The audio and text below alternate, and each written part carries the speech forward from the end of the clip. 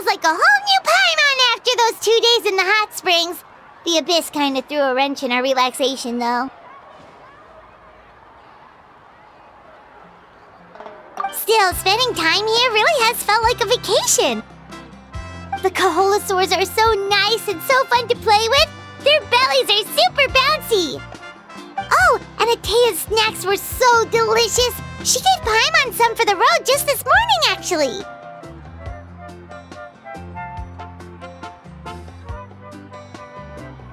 Yelling at some kids who got caught throwing stones in the hot springs, so not much has changed since we first met her. Hey, you guys. Sleep well last night? Yep, this area is so nice. Glad you like it. I was thinking of taking you guys out to do some sea fishing. Later tonight, we can eat whatever we catch. Fresh fish is absolutely delicious right off the grill. Hey, Mualani! Yeah? What do you need? The team sent out to fight in the Night Warden Wars has returned. And Kachina? Is she back as well? Kachina fell in battle. But don't worry, the team was victorious, so the Rite of Resurrection will be held in the stadium soon.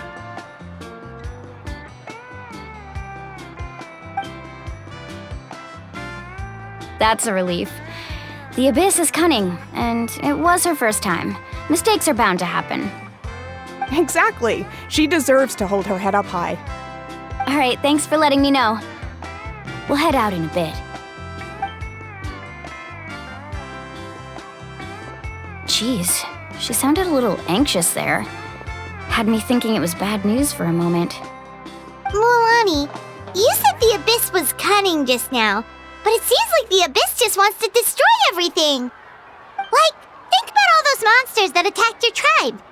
If there really was some sort of cunning plan, wouldn't it make more sense to send them to attack Kachina and her small team? Not that Paimon wants them to be in any more danger, it's just... Relax, I get it. The Abyss is difficult to understand, that's for sure. At a glance, it certainly seems like the only goal is total destruction. The Abyss isn't a living entity after all, so what capacity for logic or planning could it possibly possess? But through our long history of fighting the Abyss, we've realized things aren't quite so simple. 500 years ago, the Abyss invaded Teyvat. You know about that, right? That's right. Conria suffered greatly during that time. But so did every other nation in Teyvat. And Natlan was the worst affected of all. It took the combined efforts of the then Pyro Archon and heroes from every tribe to finally repel the Abyss.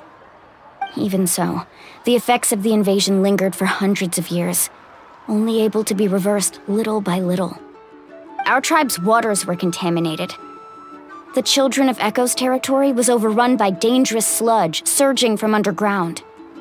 Unrelenting black winds tore across the lands of the Flower Feather clan. It was like each disaster was designed for a specific tribe. Exactly. We once thought that the Abyss's desire for destruction was a sort of primal instinct, but its methods are, in truth, marked by intelligence. We now believe the Abyss has invaded the Night Kingdom, and has the capacity to read the memories of this land at any given moment. And that's how it became so dangerous and cunning, almost like it knows you inside and out. Yes, and that's why we've been unable to fully eradicate it, even after all this time. Luckily, the problems left behind by the Abyss have been successfully addressed by the various Pyro Archons we've had over the years. Now every tribe is prospering and things are looking up. I mean, just look at what we managed to do a few days ago. We totally fought them off.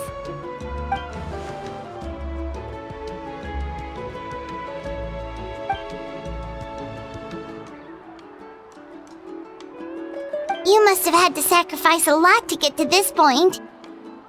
Every battle, every sacrifice is in pursuit of a future where we get to stop fighting. Responsibility, duty, unavoidable burden. Everyone in Natlan views the war differently. But I believe we will be rid of the Abyss one day. And the efforts of all who fought against them will become a story for the ages. To think that my name could survive in ballads passed down to future generations, it's kind of romantic. Everyone has something that drives them forward, you know?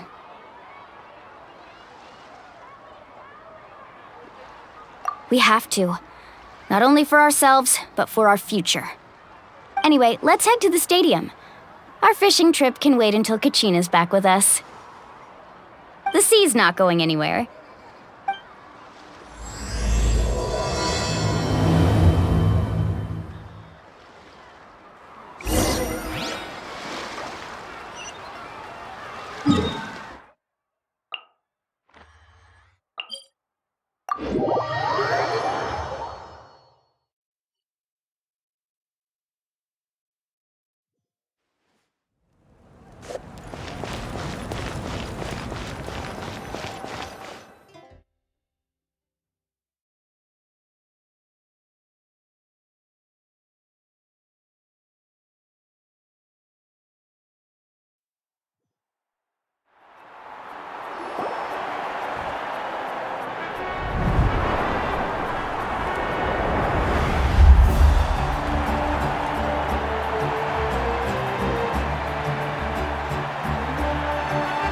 Whoa, this place is packed already!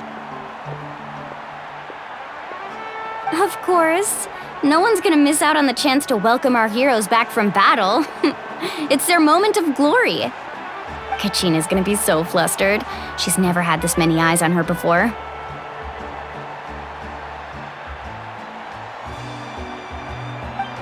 Yeah, she doesn't seem like the kind of person who likes being the center of attention. Looks like I'm just in time. Kanich, you're here! Yeah, a commission ran longer than expected, but I made it. I heard about the incident with your tribe, Mualani. Is everyone all right? Yeah, it's all taken care of. Our new friend here's got some tricks up his sleeve, by the way. He's just as strong as Kachina made him out to be. Hey, look! Is it about to start? That's right. Someone will come out and recite a eulogy, and then we'll sing the Ode of Resurrection together. Come on, let's find a spot with a good view. When the singing starts, just follow my lead and you'll be fine. Let's go somewhere higher up so Kachina can spot us.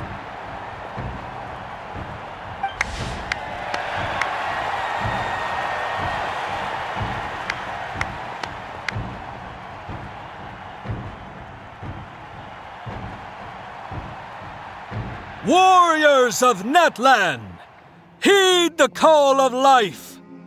We are the inheritors of memory and legend. Those who grew alongside sun and wind. Those who forged our own destiny and future. That is Natlan's fire, the lifeblood of our nation.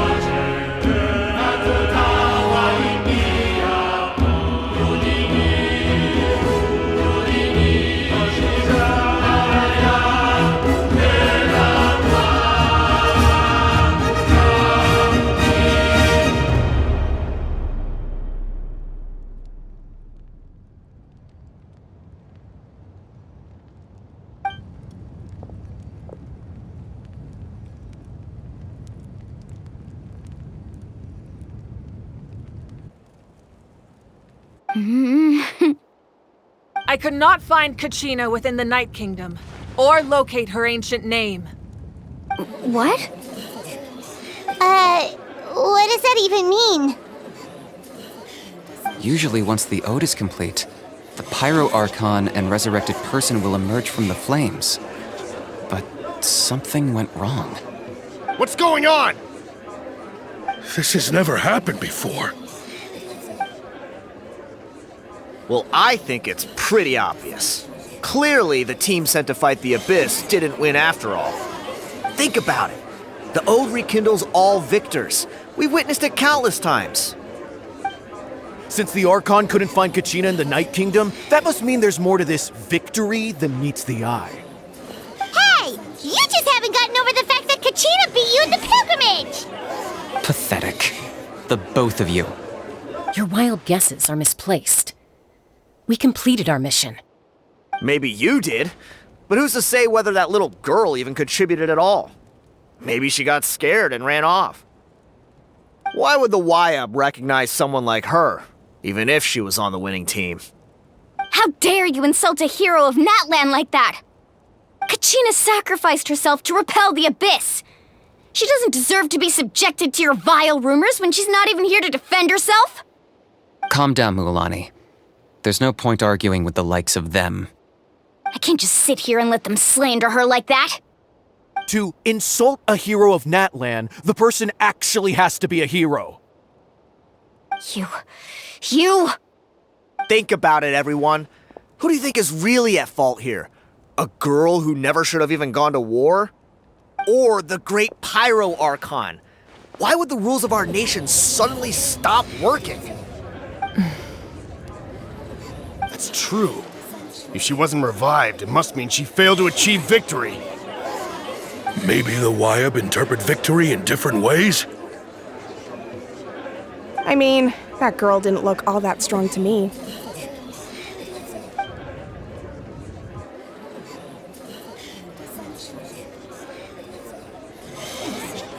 Kachina wouldn't have run! That's not like her at all! No, she's been waiting for this moment for too long. No matter how daunting the situation, no matter how scared she might feel, she's always the first person to stand up and face it head on. We don't even know what happened, so don't you dare try to use this as an excuse to vent your anger or slander her reputation. Fine. We'll find out what happens soon enough. Then, we'll see who truly deserves glory. That's enough. There is no doubt about today's victory, or Kachina's part in it. She is a hero worthy of our admiration and celebration. However, the failure of today's ceremony is undeniable. Kachina has not been rekindled, and I offer you all my deepest apologies as I continue to investigate this matter. To prevent further casualties, I have decided to suspend the pilgrimage until this matter is resolved. What? No one is all-knowing. No one is infallible, not even myself. But doubt is a means by which we seek the truth, not a weapon we wield against others. I didn't mean it that way, Archon. If there are things you wish to clarify, then ask me directly. Doubt my answer if you wish, but now's your chance. You have concerns? State them. No, of course not. Even though I have said nothing to change your mind, then it would seem the truth never mattered to you at all. That guy doesn't even have the courage to answer the Pyro Archon's question. So much for all that glory talk earlier. I have a question, Archon.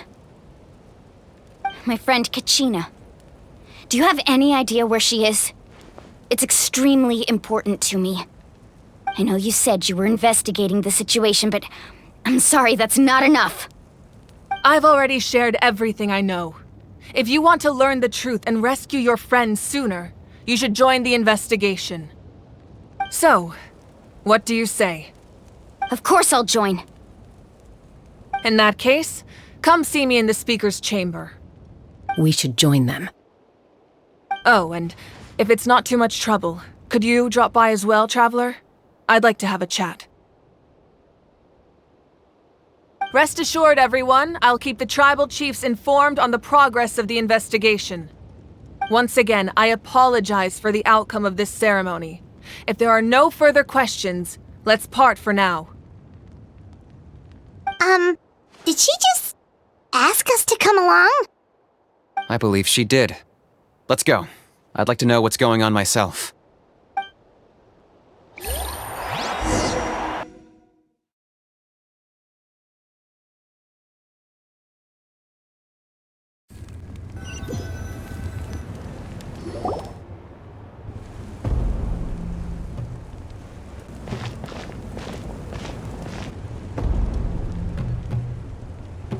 The situation is urgent, so I'll get straight to the point. Kachina is undoubtedly a hero of Natlan, and I'm deeply sorry this happened to her. There's been unrest in the Night Kingdom, but I don't know what's causing it. As a result, I've been unable to track down her location. Until we find and address the cause of the unrest, the Ode of Resurrection will continue to be ineffective. And that means Kachina won't be able to come back? That's correct. Not until the problem with the Night Kingdom is resolved. How long will that take? It's hard to say. Kachina always dreamed of fighting the Abyss, of doing her part to defend Natlan. She wasn't afraid of death because she knew, if it came down to it, the Pyro Archon would be there to bring her back to life. Whenever we sat down together, exhausted from training, she would always hum the Ode of Resurrection. She was supposed to come back to us. We were supposed to hug her and celebrate with her and share her joy. We supported her every step of the way, but what are we supposed to do now? Sit peacefully and wait for her return? Lose ourselves in grief over her death? Tell me, are we her friends? Or her murderers? That's not fair, Mualani. It's all right. I understand your rage and your grief. Kachina's life means a great deal to me, Mualani. Believe me, I want to bring her back as soon as possible. I would give you that peace of mind if I could. But please, hear what I have to say so I can at least give you a broader picture of the issue we are now facing. Considering the recent attack on your tribe, I believe the Abyss has found a new means of undermining the rules of our nation. You mean... The Sacred Flame. The foundation of our resistance against the Abyss. If we continue to hold the pilgrimage and send teams to fight the Abyss, there will likely be more casualties. But if we stop altogether, the Sacred Flame will only grow weaker. The Abyss will scale up their attacks, and the tragedy we saw with the people of the Springs will only be the first of many.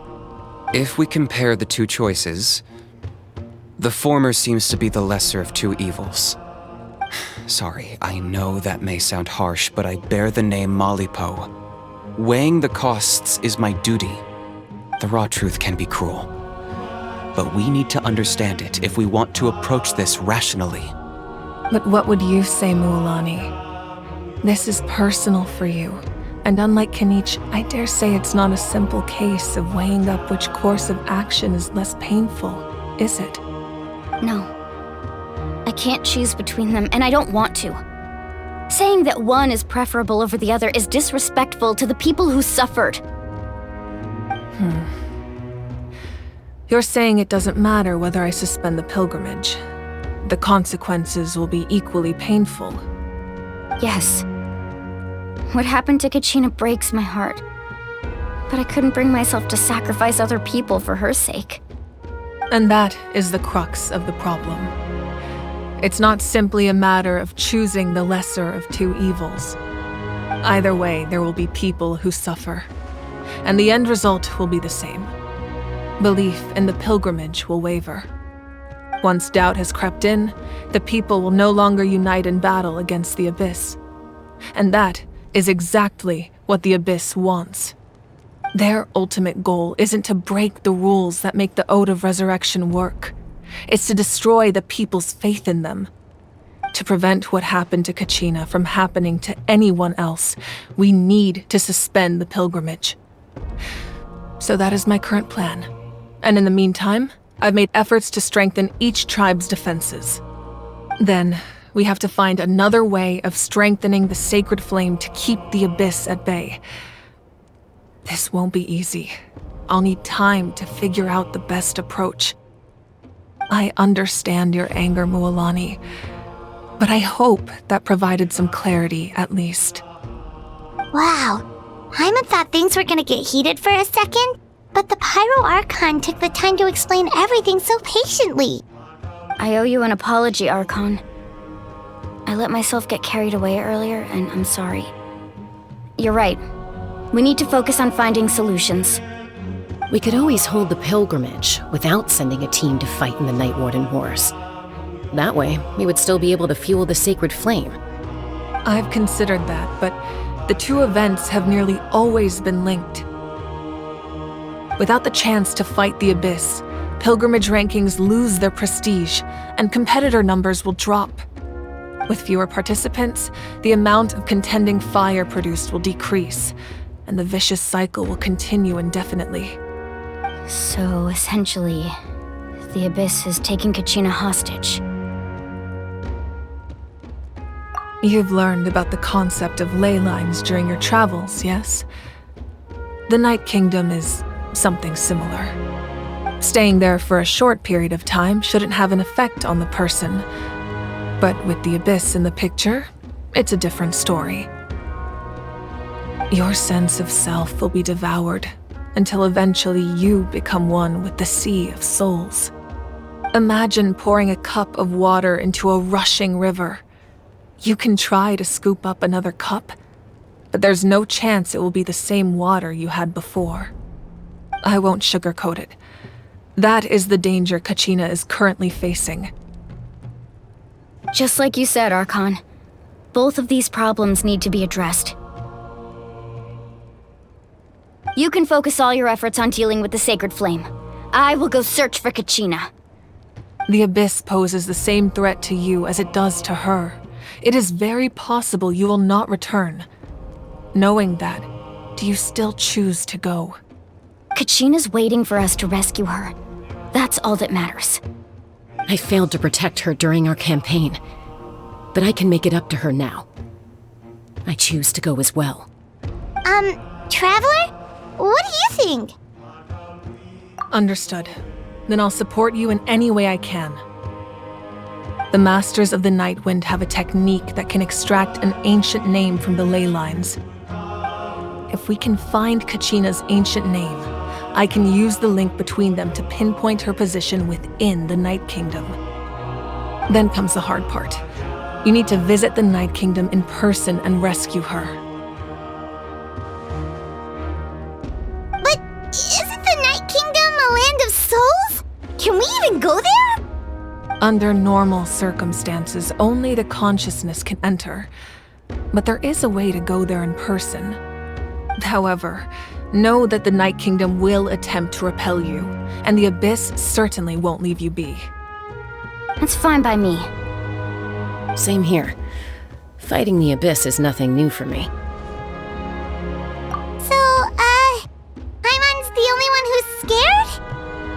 Well, if you're going, Traveler, Hyman's going too. Sitlali of the Masters of the Nightwind once created an artifact that can be used to communicate with the Wayob. We call it the Spiritspeaker Stone.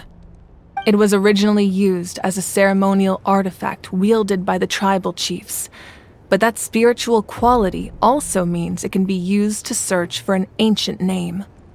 That was the artifact I delivered to the Scions of the Canopy a few days ago. Didn't think I'd be hearing about it again so soon. Thank you so much for your help, everyone.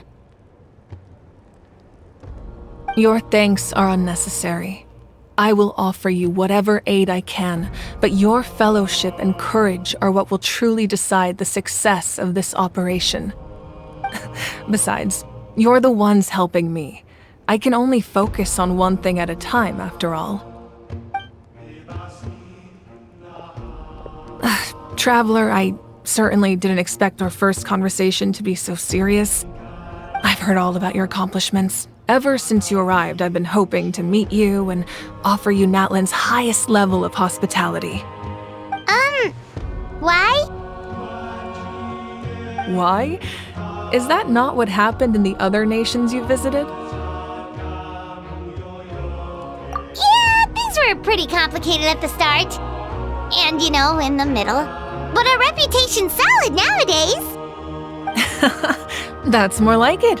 After all, I've heard you're someone who transcends fate. Perhaps even more than you can imagine. But we can talk about that some other time. Ideally, this would be the perfect night for a drink and some musical ambiance. But there are important things to be done. Oh, I almost forgot. Atea was wounded in the fight against the Abyss. She wanted us to give this to you. It embodies fond memories and my strength of will. That's what she asked us to tell you. She said you'd know what that means. I didn't think this day would come so soon. The flames of her life force. I can feel them flowing within the talisman. If things were different, the two of us could have enjoyed the hot springs together while she gave this to me in person. We're supposed to be hot spring buddies, after all. But don't worry. This talisman means a great deal to me. I'll take good care of it, and once this is all over, I'll pay Atea a visit.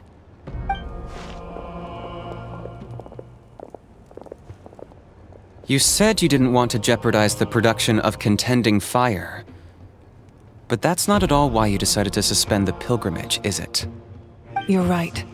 Even now, the production of contending fire is far from sufficient. The gradual corrosion caused by the Abyss has resulted in a massive shortage of pyro energy, and we're currently at the breaking point. As things stand, the pilgrimage is a lost cause. Suspending it allows us to save our strength to defend the tribes. The Abyss has brought catastrophe to Natlan, and Kachina's disappearance in the Night Kingdom is a direct consequence of that. We can't let the general public know that. No. If the public learned that Natlan's destruction was close at hand, there would be immense panic. But if I said nothing at all, they would have continued to question the integrity of Natlan's heroes. Another simple choice. The latter was clearly the better solution. But you chose otherwise. I have never subscribed to the belief that the right choice is the one with the fewest sacrifices. Let's go. There's still a way for the sacred flame to last a little longer. You mean? Yes. Come with me.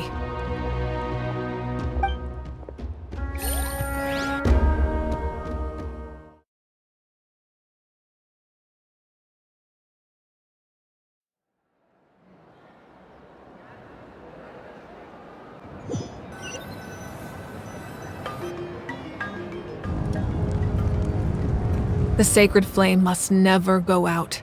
Not only does it strike fear in the Abyss, but it's also the pillar of Natlan's stability. So until our heroes are ready, I will sacrifice my power to keep it burning. But that can only last so long. I think we should focus on the remaining ancient name-bearers. Don't let desperation cloud your judgment. Those chosen by the Wayob have already embarked on their destined path. It is for them to decide how that journey ends, not us. All we can do is support them. Even so, for you to make this sacrifice, it's not right. If not me, then who? No other is capable of sustaining the sacred flame. I possess great strength, but I'm not above my people. This is part of my duty.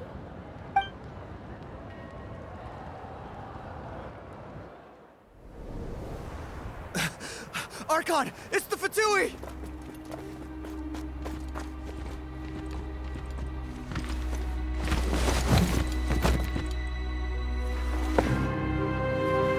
The Archon of Natlan. A force to be reckoned with. The secret of the ley lines is no secret to me. Long have they been destined for ruin.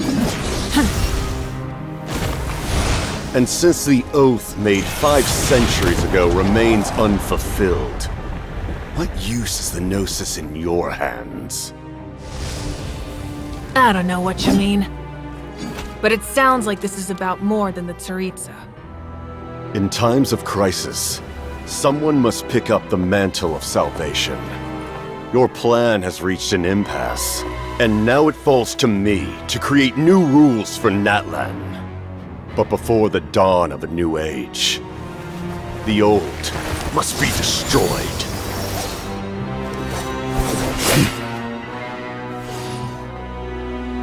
I assume that's the end of your speech? Good. People like us. Let our blades do the talking!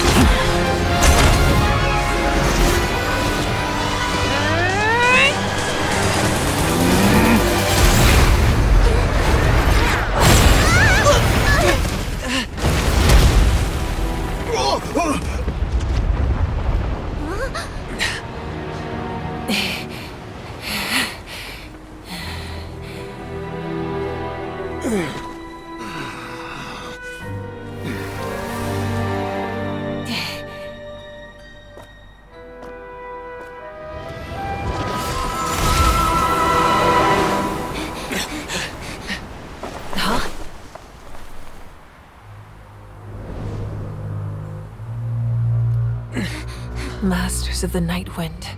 Send word! The captain and his followers must be apprehended.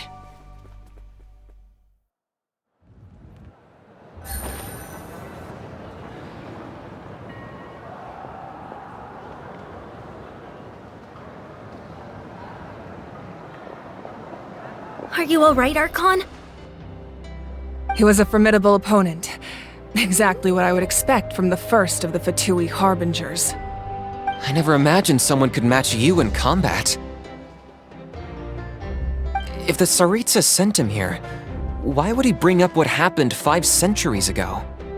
Yeah. And how much does he know about Natlan? The Harbingers are all driven by their own personal goals. The only purpose that unites them is collecting the Gnosis. But I'm sure the captain has his own reasons for being here as well.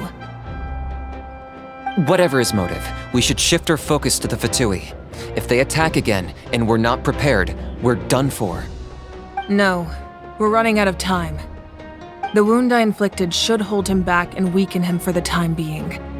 Besides, I'm sure you noticed, The power that came to his rescue just now came from the Masters of the Nightwind. In other words, there are traitors among us. Not necessarily. This could prove to be a very valuable turn of events. When we exchanged final blows, I sensed an unusual presence within him. I'll need to investigate further. Kanich, go to the Masters of the Nightwind and look into who could have aided the captain. Speak to Lali. She should know. Of course, I'll head out right now. Do you still intend to... Yes, but fear not.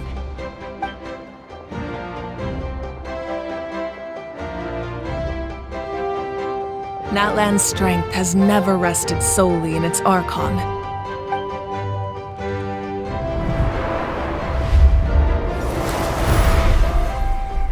Together we foresaw the only path that leads to our nation's future. We must trust in that vision now.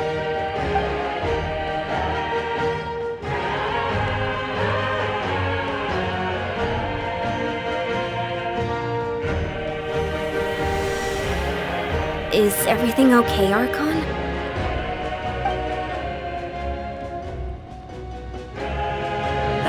Completely fine.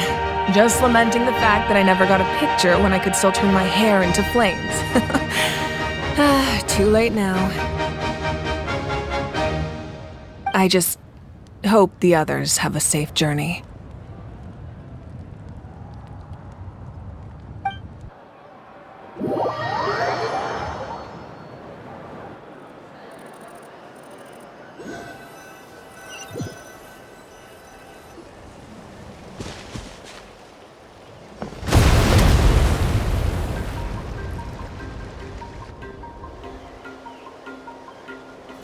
What's happening at the stadium? Did something explode? It feels like the Archon unleashed her power. She must be fighting a formidable opponent. Should we go back and check what's going on?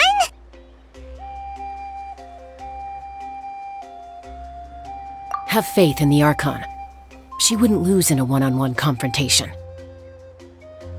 Once we find Kachina's ancient name, we'll head right back. Okay, let's just keep climbing. Everyone really hopes nothing goes wrong.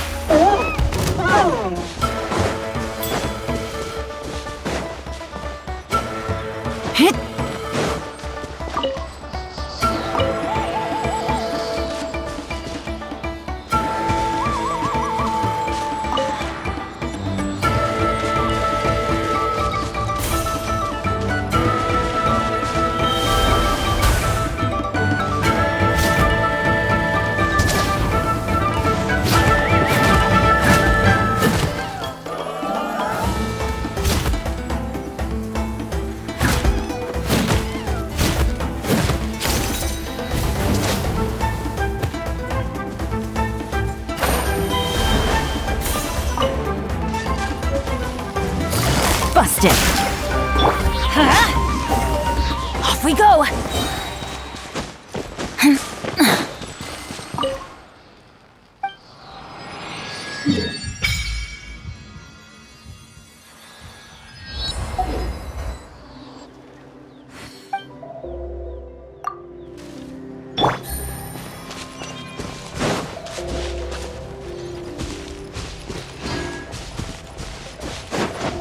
What can you tell us about the scions of the canopy?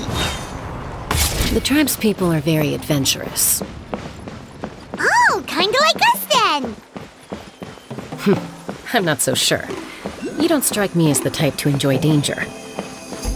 The scions of the canopy are a bunch of thrill seekers. They love extreme sports like rock climbing, rappelling, volcano parkour, or even bungee jumping without a rope while a Yunkasaur stands at the edge and uses its tongue to catch them. Sound like something you'd be interested in? Okay, that does sound different from our usual adventures. Paimon's not doing any of that. She can just cheer you on from the sidelines.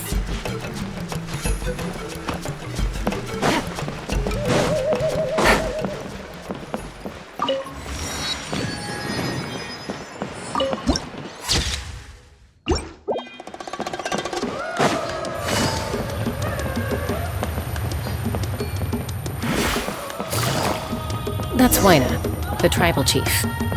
Let's head over to him.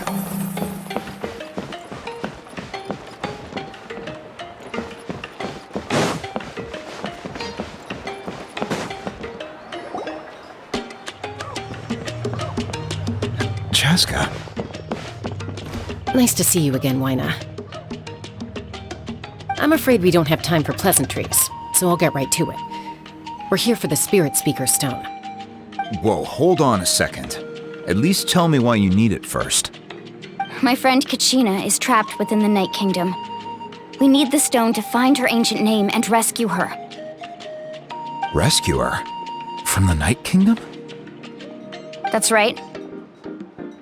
I'm sorry, but someone needs to tell you what you don't want to hear.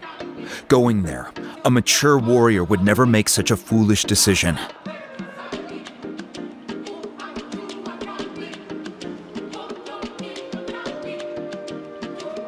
The nature of battle is unpredictable.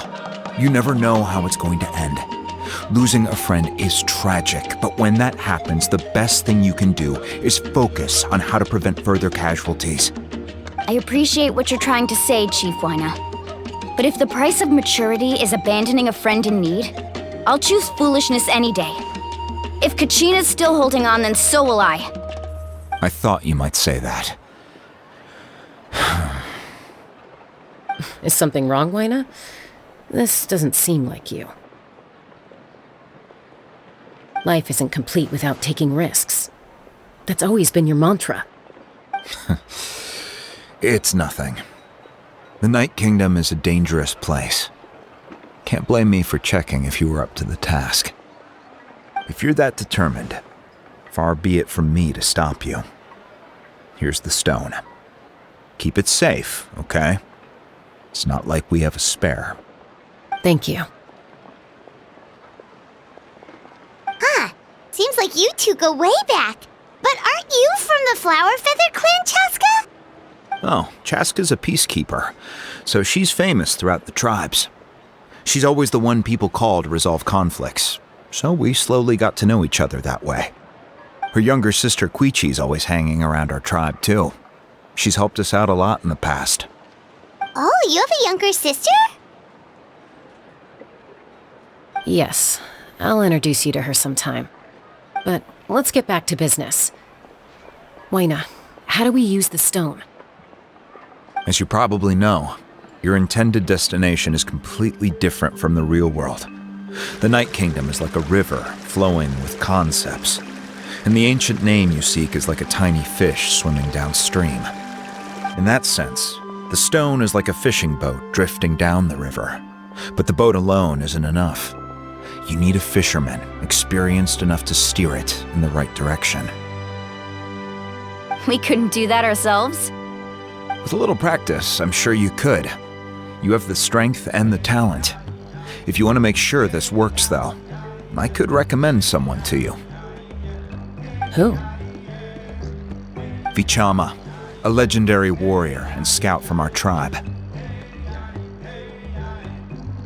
He's got a keen eye and a well-honed intuition. Even his ancient name means to seek. If you're fishing for a name, you're gonna want him on the boat. Vichama? Why does that name sound familiar? He's one of Auntie Atea's hot spring buddies. I've heard stories about him. Where can we find him? Ever since Mallko passed, he spends most of his time gazing out at the scenery from the cliff tops. Follow the path that way, and I'm sure you'll find him. Thank you. We'll go look for him there. Good luck. I hope everything goes well.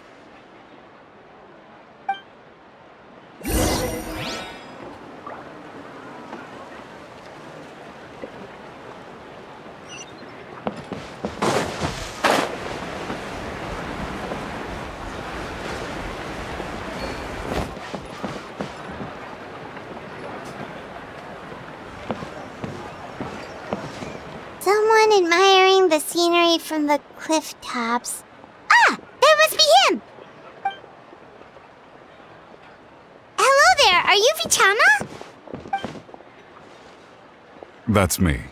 Did you need something?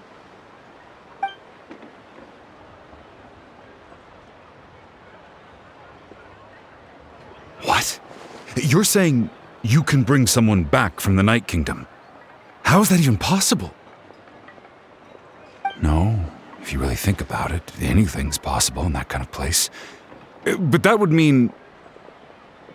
Are you okay? You don't look so good. Everything's fine. I'll help you, but I do have a small request. After I help you find Kachina's ancient name, I want to use the stone to look for my friends as well. Your friend? Oh, why not mention someone named Mallko? Is that who you're talking about? Yes, but I'd rather not get into it if it's all the same to you. That's not a problem. We agree to your request. Yeah. Since you're helping us find Kachina's ancient name, it's only right that we return the favor. Then we're agreed. Can I have a look at the stone?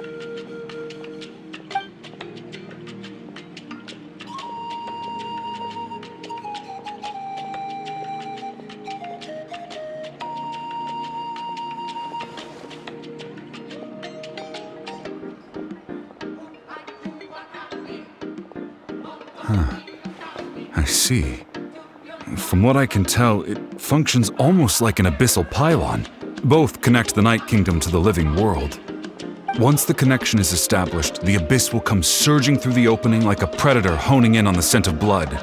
So we have to be sure not to use it in a tribal settlement. Wow, you got all that just from looking at it? I just picked up on the basics, really. I still have no idea why it works. You said someone named Lali invented this. They must be a genius. I'll go find an open area and start setting things up. In the meantime, I need you to get 2 things for me. We'll go right away. What do you need? First, I'll need some hook ropes. Pretty much every store around here carries them, so no need to go anywhere special. Oh, and I need to build a net out of them, so make sure you get a good amount. Wait, are you saying you're going to use a real net to catch Kachina's ancient name? How does that work when one's tangible and one's not? By creating something tangible in our world, like a net, we can create a connection to a corresponding concept in the Night Kingdom. Basically, I'm going to use the concept of a net to catch something equally intangible, an ancient name. Oh, I see. What about the second thing you needed? Right. I need 2 chunks of obsidian. Once we bring the ancient names into our world, we'll need a place to store them. Normally, you can only get obsidian from the Children of Echoes, but I heard there's a traveling merchant from that tribe around here somewhere, so maybe you can try your luck there. Gotcha! All right, let's split up. See that clearing? Let's meet over there when you're done. Oh, and you can send someone with me if you want. In case you're worried I might take the stone for myself. What do you think, Chaska? There's no need. Lena spoke highly of you. That means you're trustworthy. I appreciate it, even though that doesn't mean much to me anymore. Anyway, it'll take some time to set everything up, so no need to rush. I'll see you in a bit.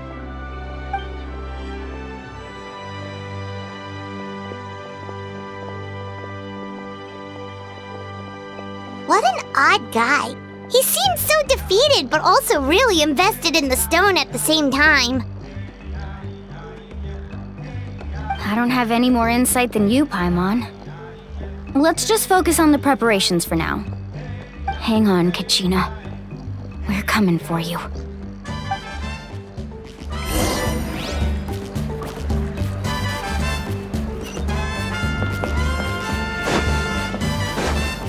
Take it easy.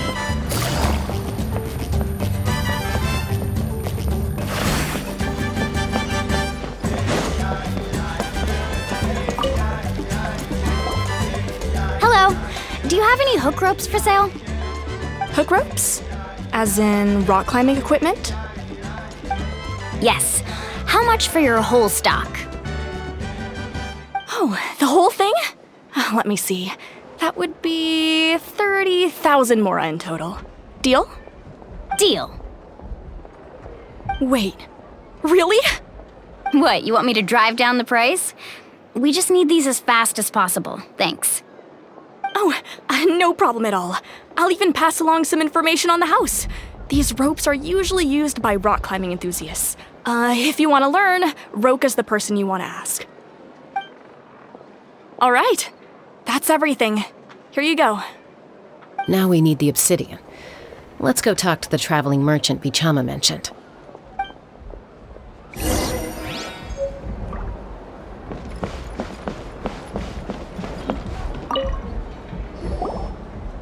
Excuse me, do you sell obsidian? Why, yes. I've got a chunk for sale right over there. Perfect. Is that the only one, though? We actually need two. That might be tough. Tell you what, I'll take a look through these boxes over here and we'll see what we can find. Thank you so much. We'll wait here.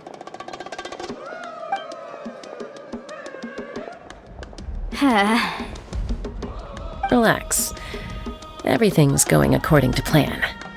I know, it's just... I could tell Vichama feels the same way about his friend that I do about Kachina. I hope this chunk of obsidian isn't the only one. Kachina always carries all sorts of shiny stones with her. If I was the one trapped in the Night Kingdom, she'd have a whole pile of obsidian ready in a heartbeat.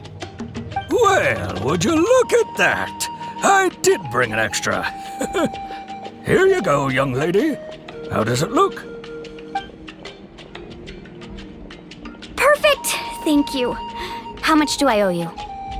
If you hadn't shown up, these stones would have just sat here collecting dust. I'll take 3,000 mora for both. Here you go. By the way, I heard you mention Vichama just now. You running an errand for him, then? How's he doing? Mallko's been gone for 5 years now. It's about time he started to move forward. Do you know what happened between them? I heard about it in passing while I was out drinking one night, but I don't know all the details. Vichama and Mallko grew up together, and even made a name for themselves together. Mallko was an amazing fighter, capable of knocking out multiple opponents in a single hit, while Vichama excelled at scouting and analyzing the battlefield. The two made an excellent team, and managed to beat back the Abyss several times. 5 years ago, they both emerged triumphant in the pilgrimage, and were placed on the same team to fight the Abyss. But on the eve of battle, the Abyss launched an attack on their tribe, and Vichama suffered an injury to his leg while attempting to rescue someone. Then what happened? The team agreed that he couldn't fight the Abyss in his condition. Vichama didn't argue. He knew going to the front lines with an injured leg would make him a burden in battle. So they raised the issue with the Pyro Archon, and she agreed to let him stay behind. It's just... Mallko and the others ended up facing hordes of abyssal monsters in numbers that far exceeded anyone's expectations. The team made an error in judgment, and they fell to the onslaught.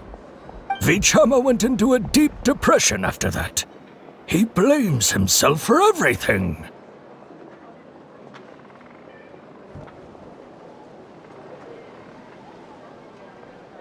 Oh, you're not wrong. But it's possible he chooses to blame himself. Not because he did something wrong, but because he wasn't able to do anything at all. I've tried convincing him to move forward, to stop dwelling on the past. But the shadow of Mallko's death hangs over him still. The Abyss has caused so much suffering, and some wounds never heal. I wish there was something he could do to make himself feel better, but Anyway, that's the gist of it. Maybe you could help him talk things through sometime. I would really appreciate it.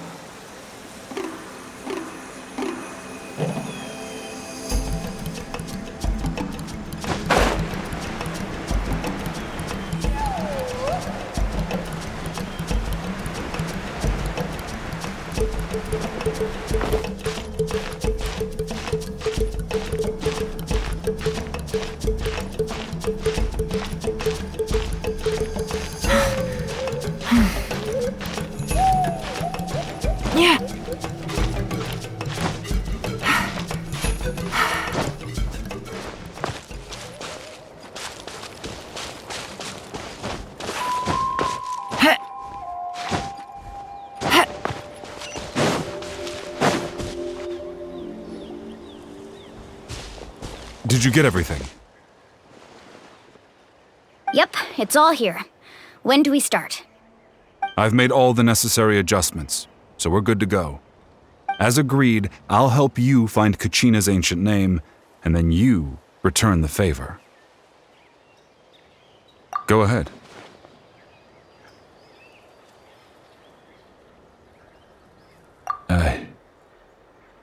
Yes.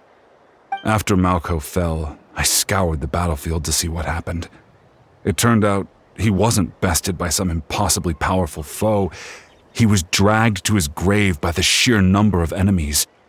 If I had been there, I would have been able to sense the danger. I could have warned them not to advance. I've always blamed myself for what happened. But when you told me about Kachina, I realized there's a chance Mallko might also be alive, fighting for survival in the Night Kingdom. But that happened several years ago, right? The Pyro Archon said all life within the Night Kingdom eventually becomes one with the Sea of Souls. There might not be much hope, but I still have to try. Mallko and I promised each other, even if we never managed to root out the Abyss for good, we would fight together until the end. All right, let's get to it. I'll start searching for the conceptualized version of Kachina's ancient name. If you see any fragments scattered around the area, please collect them.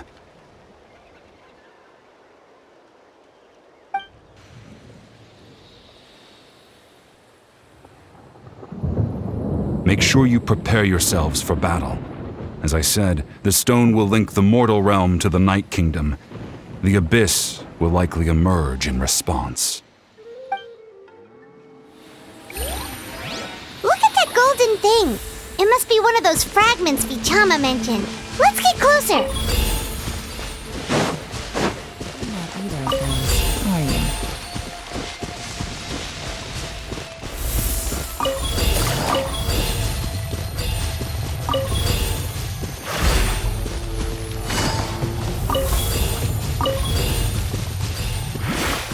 Whoa, monsters incoming! Watch out, everyone!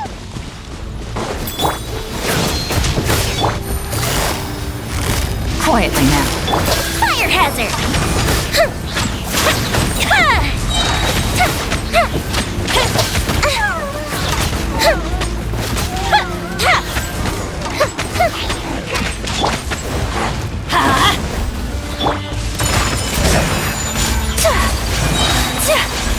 Kamisato art!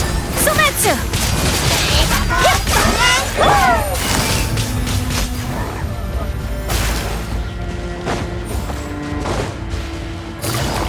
Busted!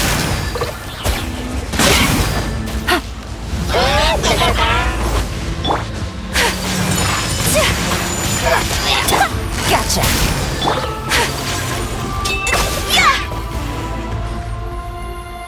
How much longer, Vichama?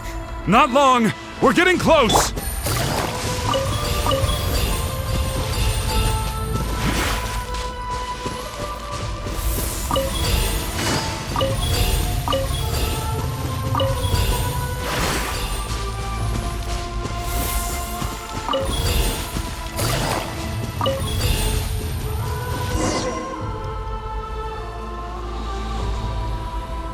Vichama!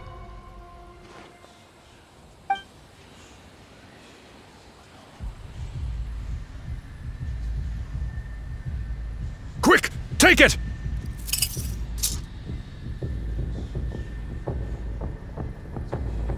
I found Kachina's ancient name. Hang in there, Mallko. Just a little longer. Something's not right. The power of the Abyss is getting stronger.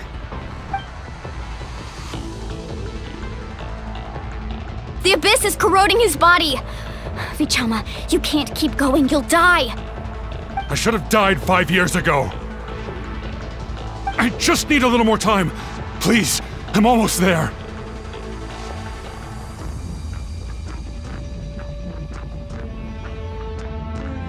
Thank you.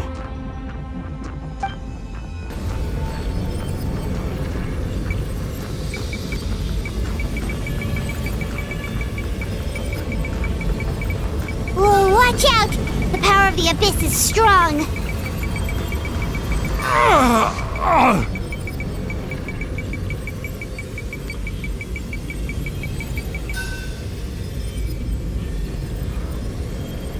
This power. Hanging in there? Mallko. No! Why can't I find him? Why? We can't wait any longer. Pull him away from the stone, Mualani. I already tried, but the power of the Abyss has him in a chokehold. It's like he's tied to the stone with an invisible rope. In that case, we have no choice. I'm sorry, Seat Molly. Get back! Chaska, wait!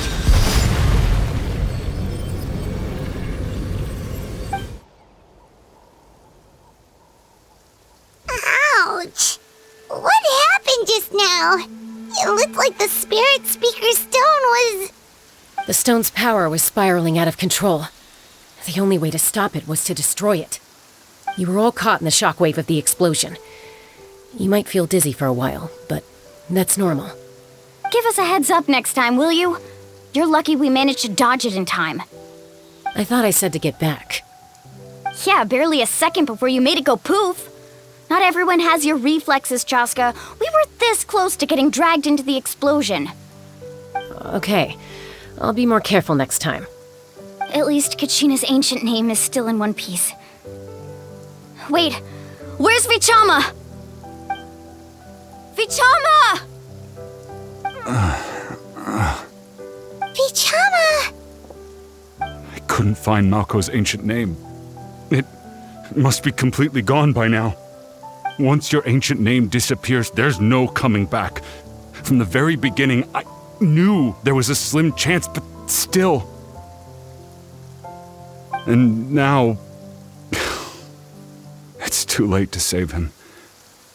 From the minute he left that day, it was already too late. Vichama. I'm sure he's heard enough condolences over the years. Let's just give him some space. Huh? What's that in your hands, Vichama? It looks like something's glowing. Huh? This is...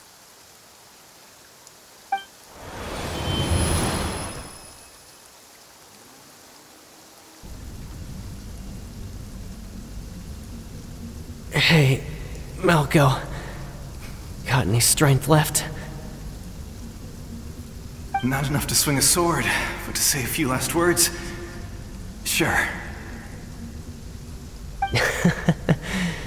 Too bad. No one will get to hear them. I never thought I'd actually die on this mission. Not that I'm afraid to die. It's just... hard.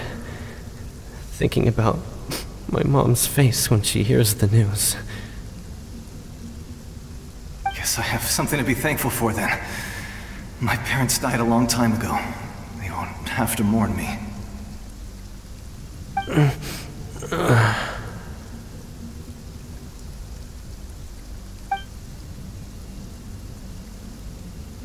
Pisak! Always had to beat me at everything, didn't you? Right to the end, you were never one for goodbyes. Maybe you're right. Maybe no one will get to hear our last words. But just in case... Vichama, I'm so glad you didn't come with us. Don't be sad. Just keep on living. For the both of us.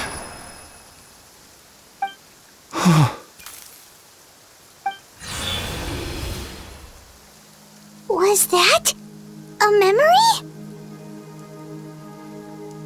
Seems like we were able to salvage something after all.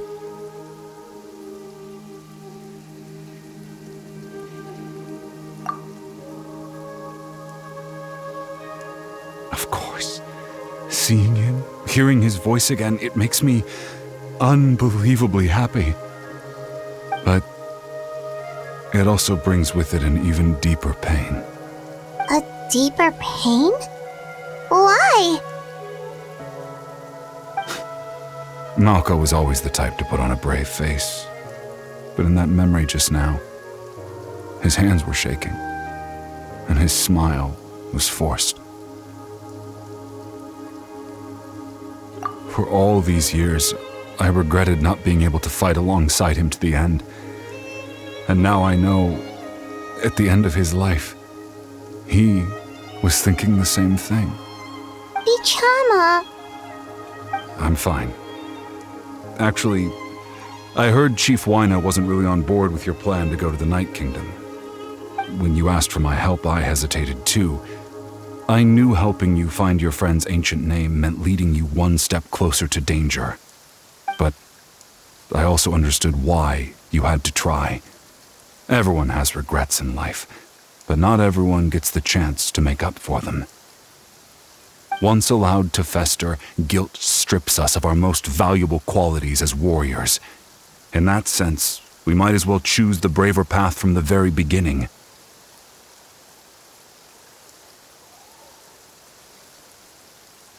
If I could do it all over again, I would have followed Mallko to the front lines no matter what.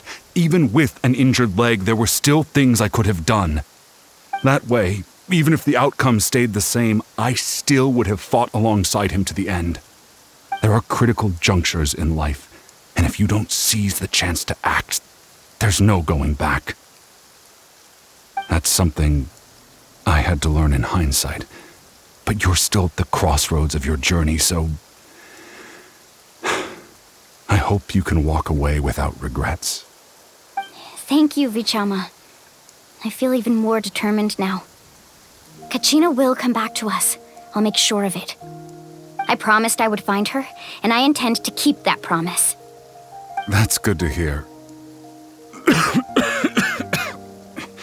Strange. My body, it's... Once abyssal corrosion enters the body, a portion will fuse itself to your internal organs. Even though the Traveler possesses powers of purification, the corrosion can never be fully eradicated. Thanks to him, though, you were only briefly exposed. Slowing your breathing and controlling your emotions should help you keep the symptoms in check.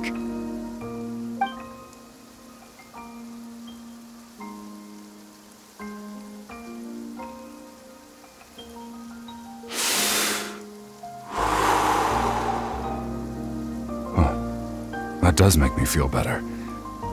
You seem very knowledgeable about all this. Just speaking from experience, that's all. Anyway, we've recovered Kachina's ancient name, so we're off to a great start. Let's get Vichama back to his tribe and tell Wyna the good news. Oh, and apologize for destroying the spiritspeaker stone. We had no choice, though, so he'll probably understand. Right?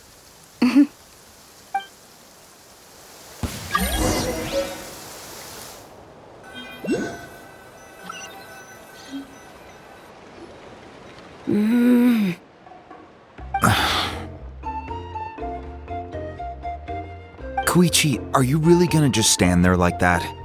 I don't know what you want from me. I think you know exactly what I'm trying to say, Uncle Waina. I can hear it in your voice. Honestly, it's just one thing after another with you two. They're back. Koichi? What are you doing here?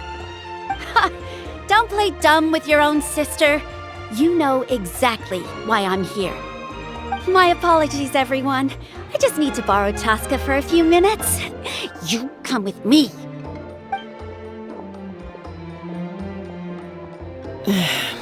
I'll be just a moment. Who was that? Koichi, Chaska's younger sister. Although the two aren't actually related by blood, it's kind of a long story. It's not really my story to tell, but I guess it's not a secret. You see, Chaska was actually raised by cuckoo sores. She was afflicted with a rare disease when she was a child and abandoned in the wild as a result. The Abyss found her out there, all on her own, and tried to devour her. But in the end, all that did was trigger her will to live. That strength of will pushed her to survive. But it also planted a seed of conflict within her. Eventually, she was adopted by the cuckoo sores. Wherever they went, she followed, getting into fights right and left. For some reason, Paimon can totally imagine that. Well, when Chaska finally returned to human society, it was Koichi's parents who adopted her. At the time, Chaska still had a habit of getting into fights, so Koichi was always taking her around, apologizing to everyone. Ah, I remember those days. One of those fights was definitely with me. But, you know, kids. You're fighting one minute and your friend's the next. Eventually, she found a way to rein in that desire to fight. And now she's who people call to resolve conflicts. She's known as the Peacemaker. It sounds like she still argues with Koichi, though. Don't siblings usually stop fighting when they get older? That's partly my fault. Koichi asked me to stop Chaska from doing anything dangerous, but you probably know by now, once Chaska makes up her mind, there's no changing it. Oh, I get it. No wonder you tried to talk us out of going to the Night Kingdom. Chaska even said that wasn't like you. I'm all for your adventure. You need to take risks when you're young, because by the time you're my age, you couldn't attempt something like that even if you wanted to. Better try now than live with regrets later. That's what I say. Still, I can understand where Koichi's coming from. In the end, nobody wants to sit back and let a loved one put their life on the line.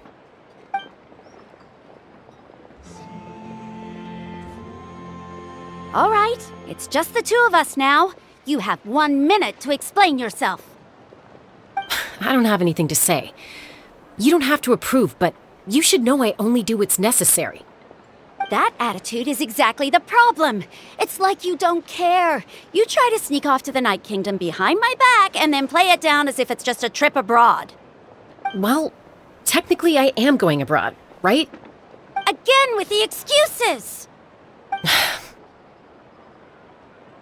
We agreed, didn't we? There are 4 levels of danger. If it's not something urgent, you can only engage in level 2 danger and below. You can only go up to level 3 if a situation is so dire there's absolutely no alternative. But a trip to the Night Kingdom? If that's not a level 4, I don't know what is. And you were just going to sneak into the place without saying anything. What do you mean, sneak into the place? I always planned on walking in there with my head held high. You bought off Uncle Waina, didn't you? He promised me he'd stop you from doing anything dangerous. Oh, it's like he didn't even try. You feel like he went back on his word. What if I told you my mind was made up, and there was nothing he could have done? Not even by force. Oh, I knew it! So he did try to say something, but you didn't listen. This is important. If you were in my shoes, you'd make the same decision. You don't know that? I'm a doctor, and I handle logistics. If you're going to waltz into a dangerous situation where you could lose control at any moment, it's my duty to say something. All right, whatever. Anything else? What do you mean, anything else?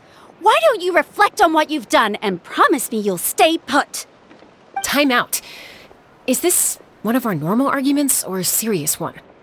Chaska, does it sound like I'm joking? Then, you need to know something. What happened to Kachina was partially my fault. I can't leave her there to die. That's not who I am. But the person you become when you lose control, that's also not who you are. That's a different issue. You said it yourself. A person is only as good as their morals. If I want to live in Natlan, I need to display qualities that make me worthy of this nation. I've also told you that managing your condition is equally important. Sometimes you have to make sacrifices. All right, let's stop this here. If we keep going, I might actually have to get serious. And I think Waina prefers his roof attached to his house. Is that a threat? That sounds like a threat to me. Koichi! Younger sisters are supposed to listen to their elders. So, you're really going to go, no matter what I say? I'm supposed to be your sister. Then support me. I'll be back. All you have to do is wait. Chaska. So, that's it. Why'd you have to turn out to be so darn annoying?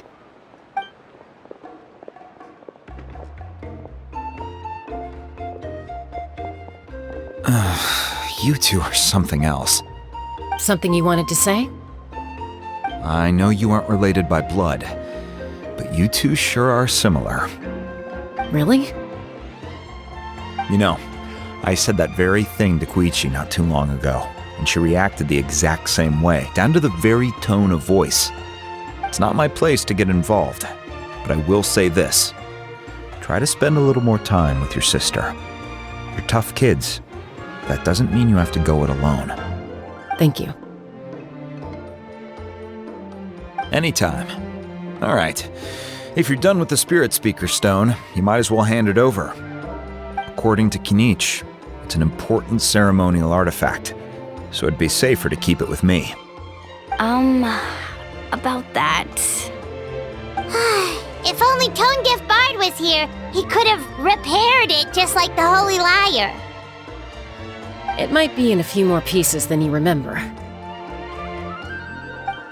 Huh?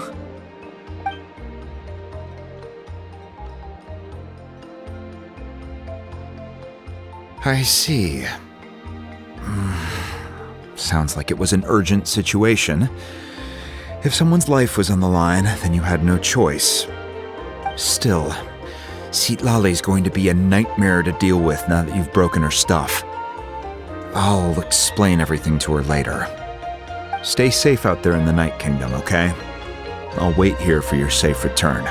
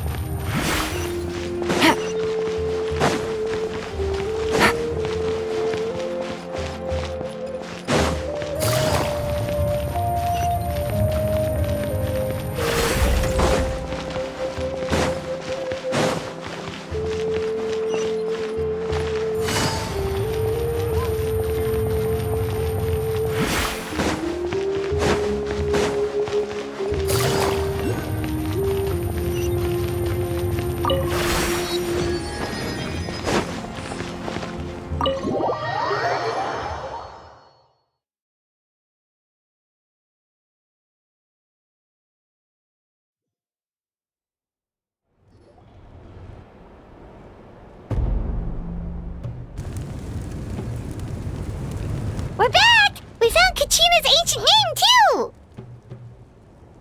Well, it's fairly complicated. Let me give you the condensed version.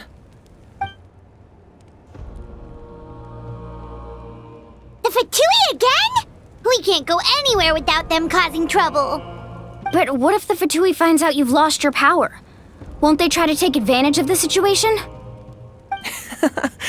That's why it has to be our little secret. No one else can know, or we're asking for trouble. Look, I wish I could offer you some sort of consolation, but I won't lie to you. With multiple factions closing in, there's nothing comforting about the situation we're facing. Still, all you need to do is focus on your goal. You can leave the complicated matters to me. I can also step in on the Pyro Archon's behalf. There's a limit to what I can accomplish, but I'll help you however I can. There's no need to be so modest, Yan-san. Your incredible strength has long been a well-known fact. You're the pride of your tribe. Archon, I'm sorry about before. You have so much on your plate, so much that you have to worry about. But all I could do was focus on my own feelings. You have nothing to be sorry about. We all get overwhelmed by our emotions, myself included. Your reaction to Kachina's disappearance, I understand that feeling very well. Well, now that we have Kachina's ancient name, let's go track her down. Follow me.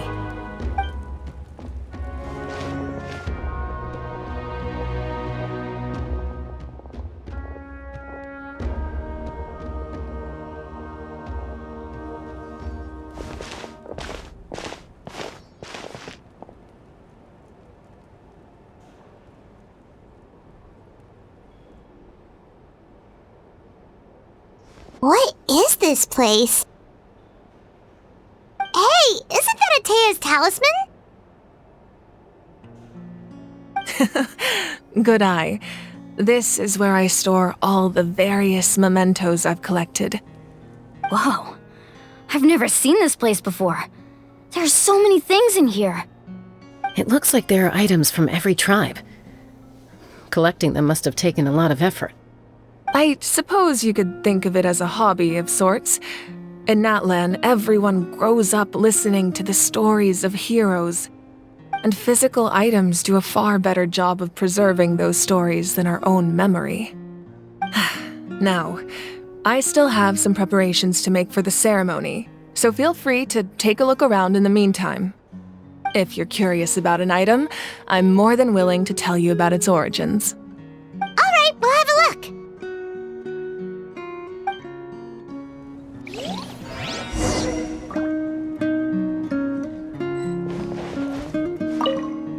This flower looks like it's thriving. You must be good at taking care of plants, Archon. This fishing basket looks familiar.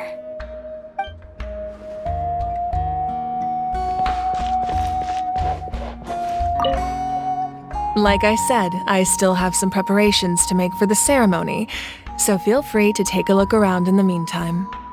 If you're curious about an item, I am more than willing to tell you about its origins.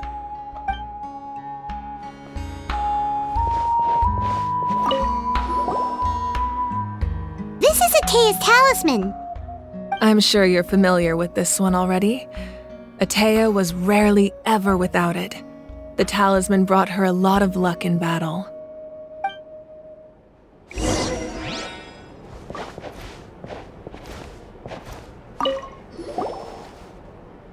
Hey, there's a fishing rod here. It must have belonged to the people of the springs. That's right. It belongs to a legendary fisherman named Matavaru. I have his entire set of fishing equipment, actually. He and I met in a tavern. He told me about a particular kind of giant fish and his meticulous plan to catch it. In his eyes, I saw a hunger and a strong fighting spirit. To him, the sea was the battlefield upon which he staked his honor. So, did he do it? The next time I saw him, he was covered in scars. It turned out the fish he sought had been corroded by the abyss. He managed to kill the fish, but sustained a serious injury in the process, which meant he could never go deep-sea fishing again. Can a fisherman claim victory if he fails to bring back his catch? That's what he asked me in the end. Well, Paimon thinks he won. That was my answer as well. The experience was far more valuable than the prize itself. In the end, he didn't want his tools to go to waste, so he gave them to me. Wait, that means you also know how to fish. Maybe we can go head-to-head sometime.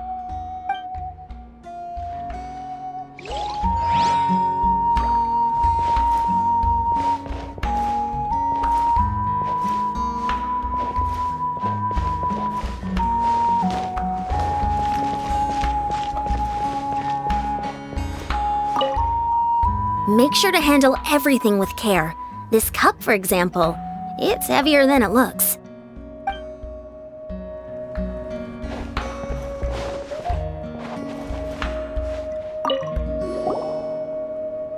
Whoa, that belt is bigger than Paimon's head! The Collective of Plenty are known for their bodybuilding competitions and contests of strength. This belt is a symbol of great honor within the tribe. The association with strength might also have been the reason the original belt was extremely heavy. It was difficult for even 2 people to lift. And even if a warrior had the strength to put it on, wearing it for any length of time would still leave them gasping for breath. Sounds like it. So the owner of the original belt, Kitera, commissioned a craftsman to make a copy identical in appearance but far lighter in weight. That is the belt you see before you. He would often wear this version when training in order to protect his waist. Or he made a lighter version so he could wear it all the time and show it off.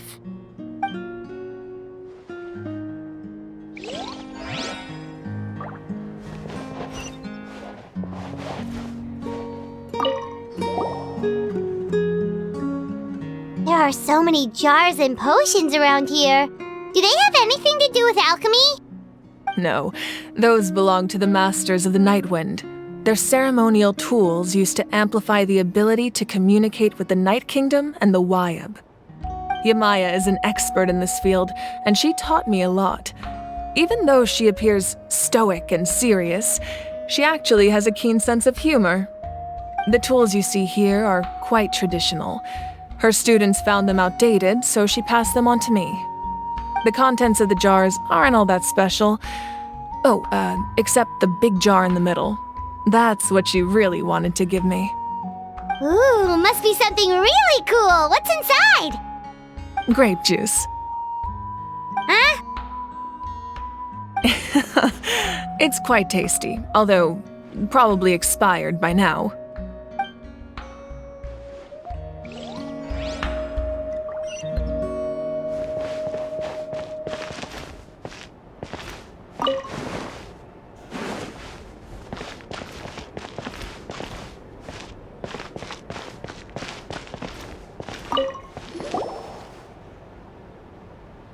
Whoa, this weapon is huge! Which tribe did it belong to?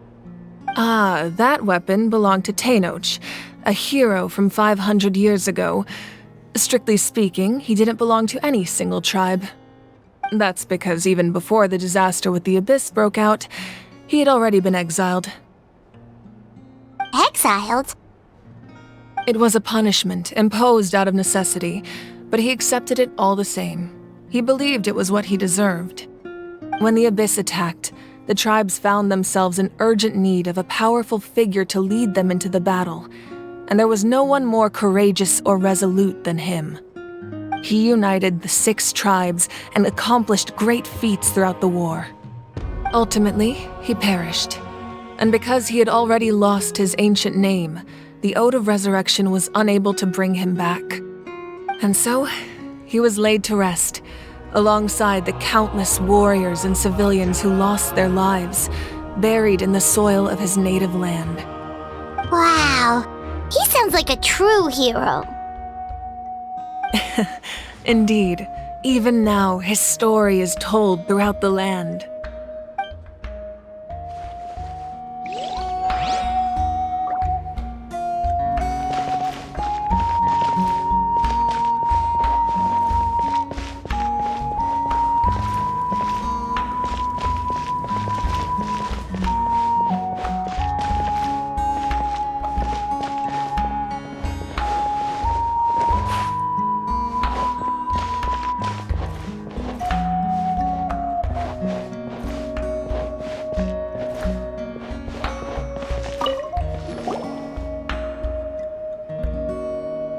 powder still needs some time to settle, so let's wait a little longer.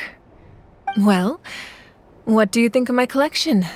Do you feel like you have a better understanding of Natlan's culture now? Yeah! If each item represents a different story, seems like Natlan's really been through a lot. Does every item hold a special memory, just like Atea's talisman?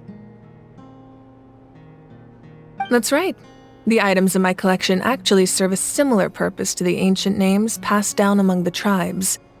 They demonstrate the true shape of time. The shape of time? Most people perceive time as a linear concept, almost like a straight line that can only move forward. We cannot change the past or predict the future. But there's also a different theory, one that I believe to be closer to the truth. Namely, that the past, present, and future all exist at once. At once? Paimon's not sure she understands.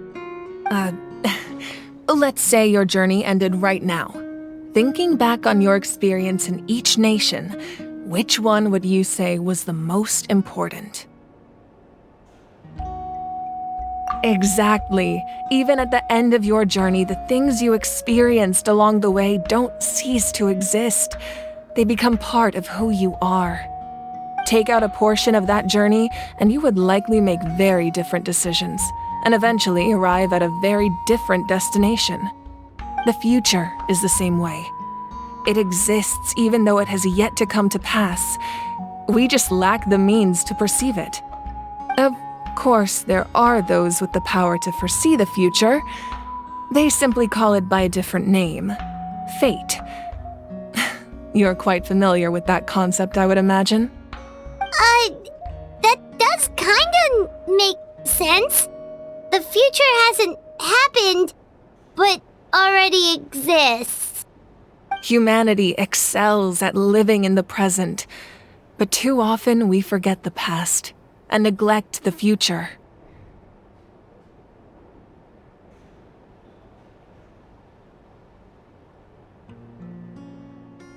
While the pilgrimage and the Night Warden Wars lead us to a better future.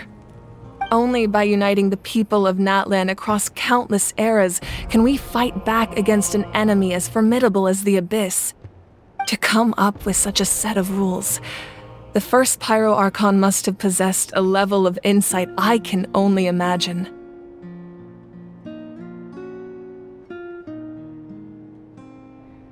That's correct.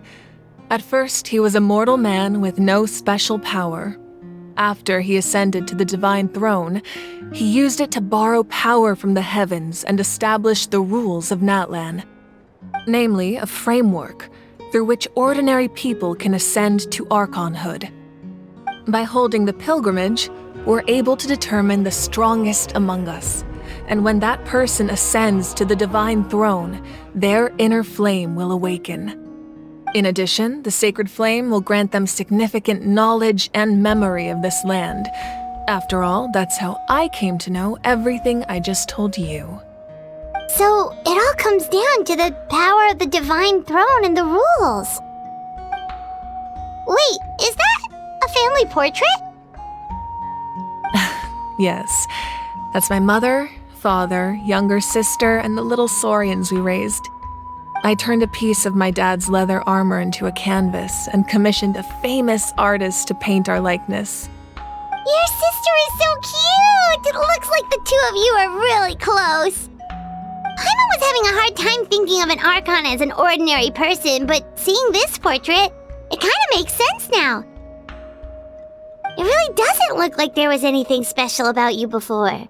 Oh, wait, is Paimon allowed to say that?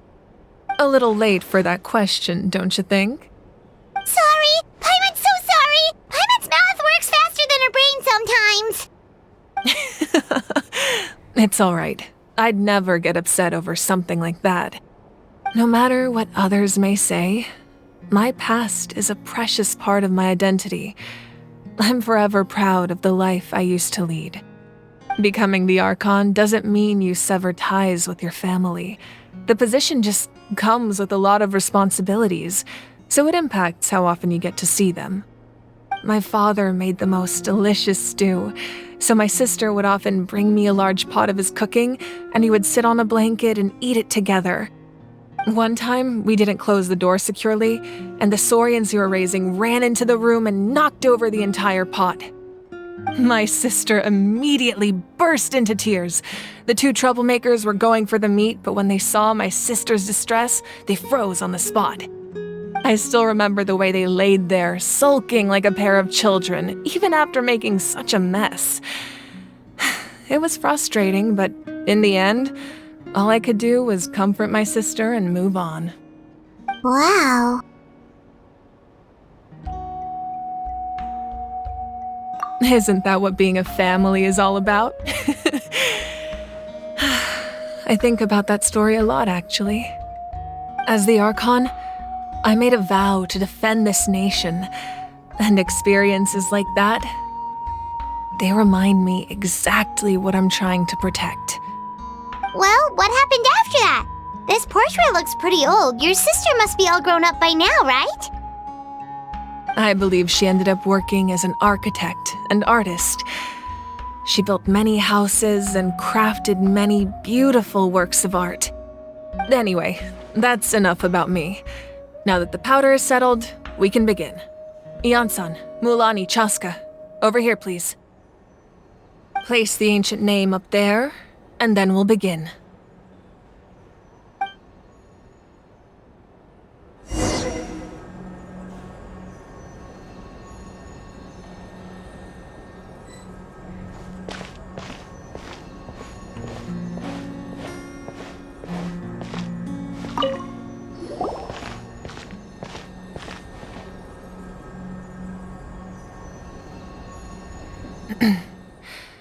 Surely as the echoes of life resound through heaven and earth, so too shall our stories remain eternal.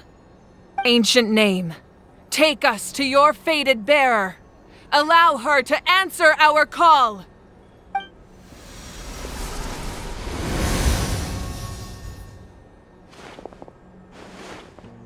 Am I hallucinating again? Kachina! Are you okay? Huh? I'm not seeing things, am I? Is the Abyss playing tricks on me again? It's okay, Kachina. It's just us. We're trying to find a way to bring you back. Everyone, you have to listen to me.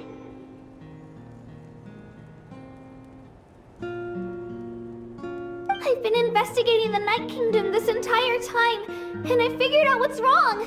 The Wayob is being affected by the Abyss.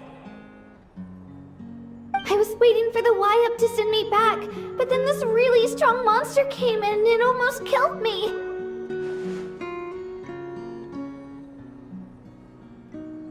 The Wayob saved me, even though its power is weakening, so I've been hiding from the monsters while trying to find a way to help. The Night Kingdom has become a huge mess, though. I keep hearing these awful sounds and seeing really horrible things. Don't listen to those sounds, Kachina. The Abyss is trying to strip you of your sanity. All you need to do is stay safe and wait for us. We'll be there shortly. It's okay. I feel so much better now that I've had the chance to talk to you guys. You don't need to worry about me. I've never been strong or special at all, really. So I don't blame anyone for forgetting about me or leaving me behind. Just knowing you care is more than enough. I'll find a way back. You don't have to put yourselves in danger to come rescue me. You're always like this, Kachina. Now's not the time to act tough. We're coming for you, and that's final. I don't know what lies the Abyss has been feeding you, but I'll tell you something right now. Nobody here sees you as a burden. You're a victor of the Night Warden Wars, a hero of Natlan. All you need to do is wait for us to rescue you, and you'll get all the applause and recognition you deserve.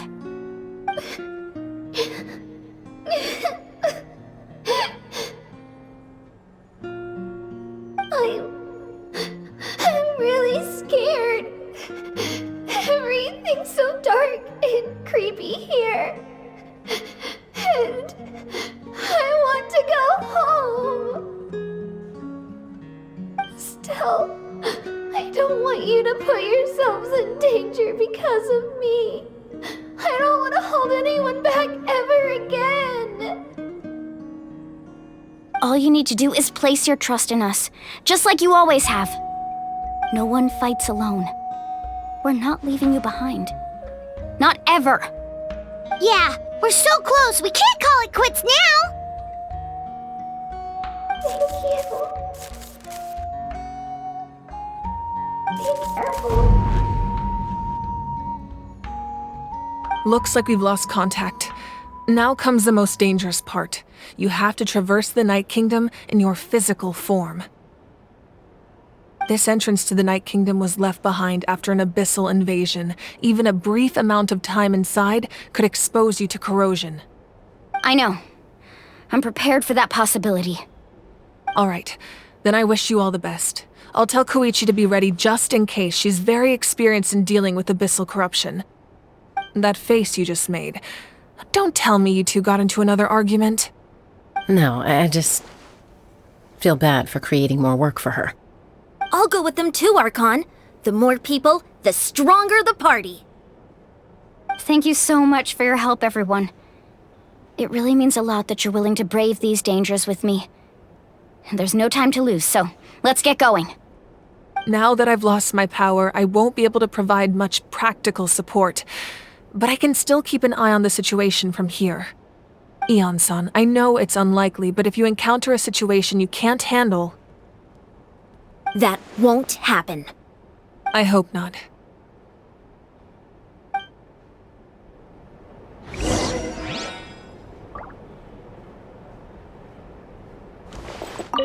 Be careful out there. I'll observe the situation from here.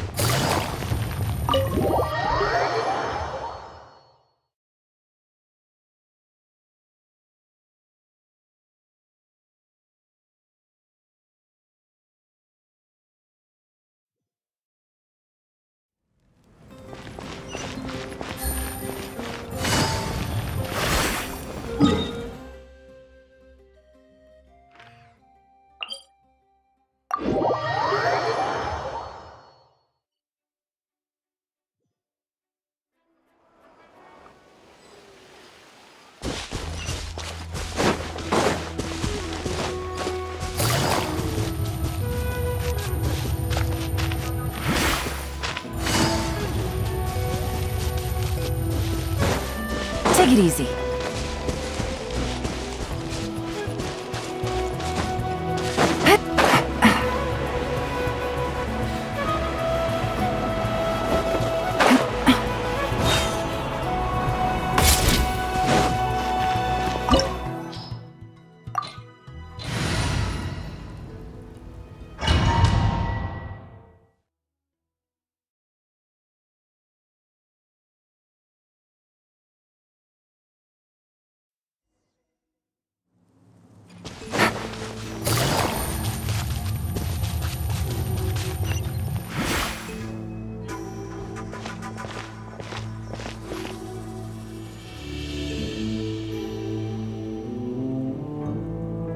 So we're underneath Natlan right now? It looks nothing like Paimon was imagining.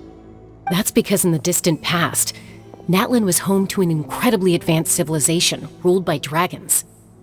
Humans only established their own society after the fall of the dragons. So these are Saurian ruins?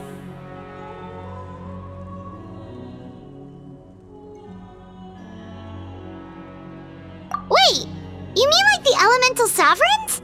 They had their own advanced civilization? Yes, a really long time ago. Very few records have survived until now, so no one really knows what the devices here are for. These ruins have been abandoned for a long time, but with the recent increase in Abyss activity, the installations around here have somehow been activated again. So what you're saying is, We're not in for an easy trip to the Night Kingdom. No. It's going to be obstacle after obstacle from here on out. Why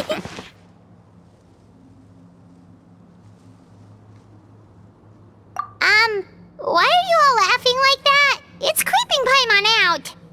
It's the pre-adventure excitement kicking in, right guys? Of course.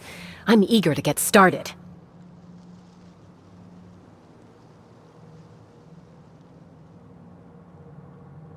Then let's go. We won't let anything stand in our way.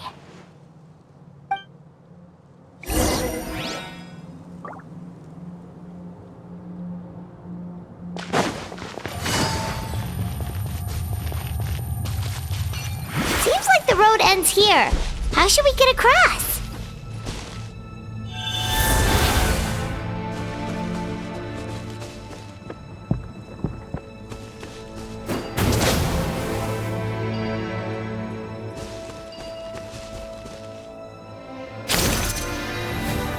As a professional trainer, I think you could stand to build up your endurance, Paimon. Professional trainer? Paimon thought you were a warrior from the Collective of Planning. Well, that goes without saying. But I actually work as a sports coach. I provide professional guidance for many of Natlan's popular sports. And I don't just mean physical training. I design nutrition plans as well. Ah, so basically no sugar, no soft drinks, no grilled meat. Yeah, we'll be here all day if you list them out one by one. It's much faster to just focus on what's good for you. Such as? Vegetable juice.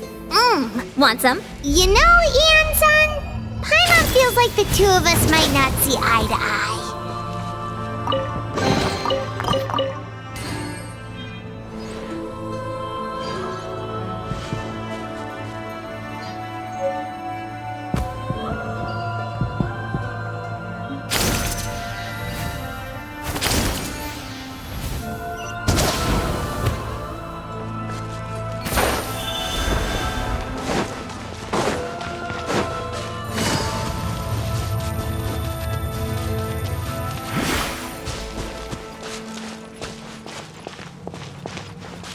Those guys look familiar.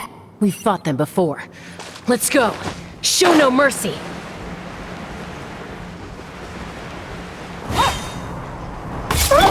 Everybody stand back! Quietly now. Game's up. Time's over. Time for a light show! The festival ends!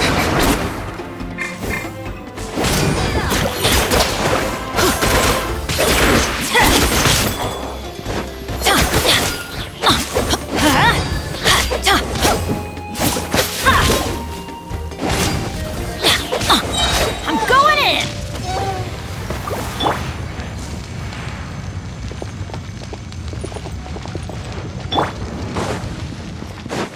Off we go!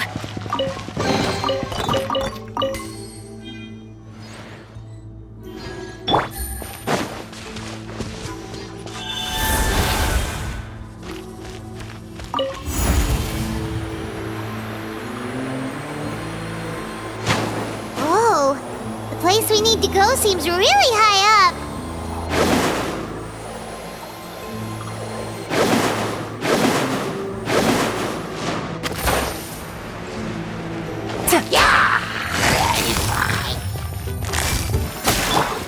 Let's light it up!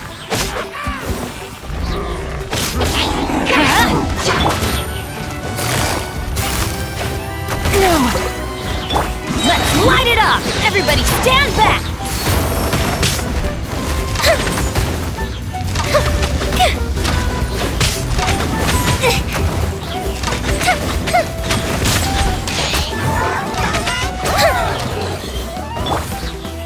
Take flight!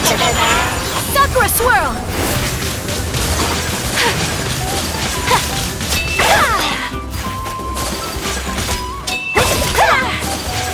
Whirling snow! Take it easy.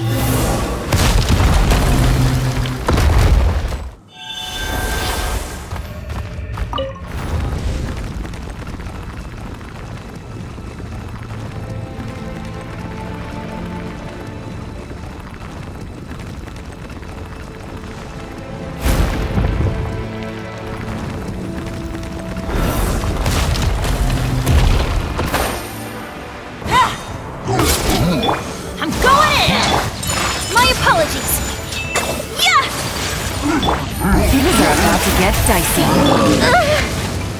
Fire hazard!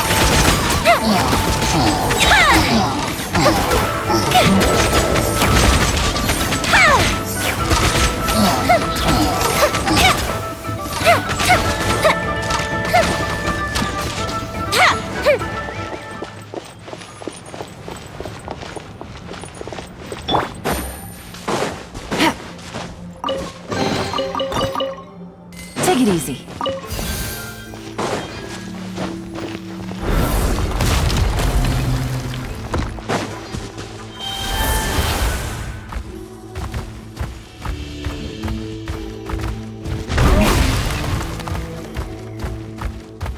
This is the final stretch. We just need to climb up, and we'll be there.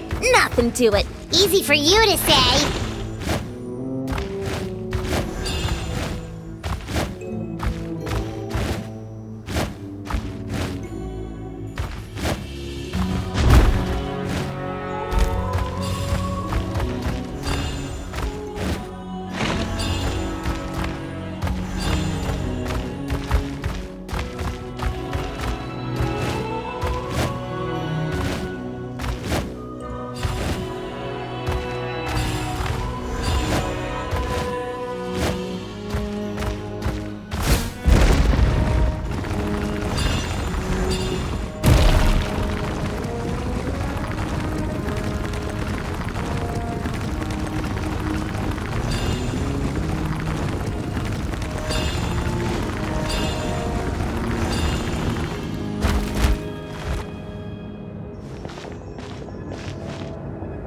This must be the entrance the Pyro Archon told us about. The one ripped open by the abyss. Yes. There's something in the depths of this place that feels familiar, yet also foreign. We actually have to go in there? Okay, Paimon just needs to psych herself up. Don't push her through before she's ready.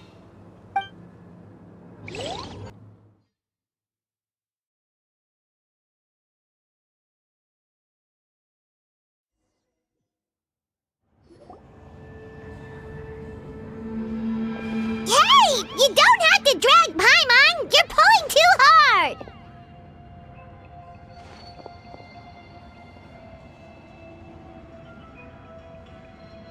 Looks like we made it. This is the Night Kingdom.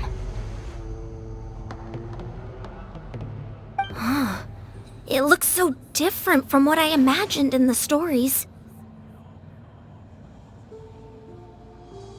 That overflow of energy is probably what trapped Kachina here in the first place. From this point forward, everything we know about the real world no longer applies. Anything can happen here. Paimon's more worried about how we're gonna make it out. We obviously can't go back the way we came. Do you see that patch of light on the ground? It's shining down from that fissure in the sky. Oh yeah, right in front of us. So that's coming from up there? Oh, it's so high up. Did we really fall that far down? Just like I said, our real-world knowledge doesn't apply here. We fell all this way, yet came out completely unscathed. If this was the real world, we'd have to climb our way back up to the entrance. But here, all we have to do is stand underneath the light and offer a prayer. That's it?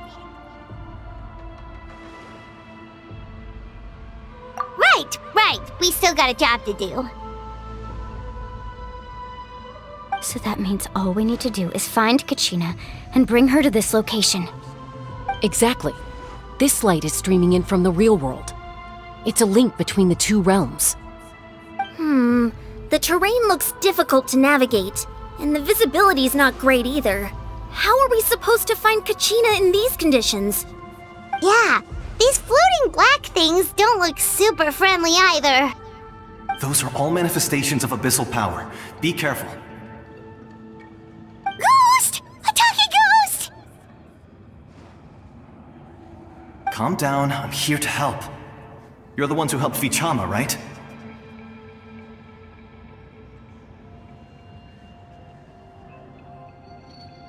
Yes, I'm Vichama's friend, Mallko. I was completely lost to this realm until I sensed a mysterious power calling out to me. It's like it was seeking me out, attempting to reassemble the pieces of who I used to be. Of course, it could only do so much. I'm sorry I can only appear before you in this imperfect form.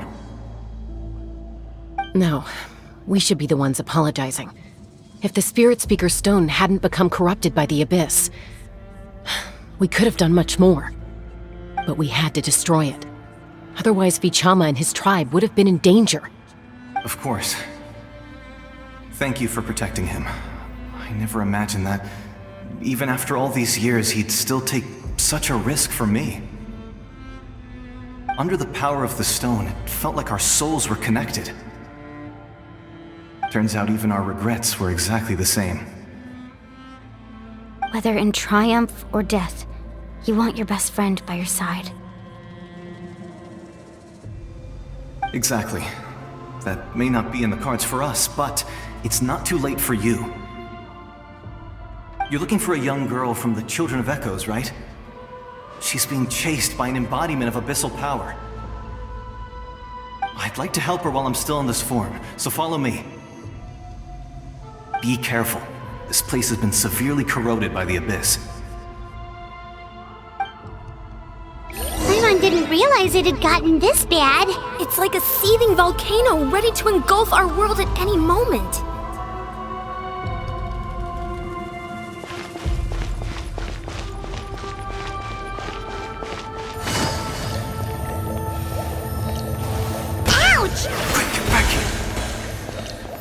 Stick close to me.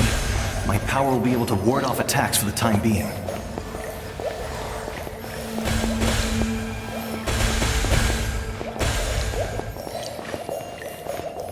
We won't be able to keep this up. Let's try another route. This way.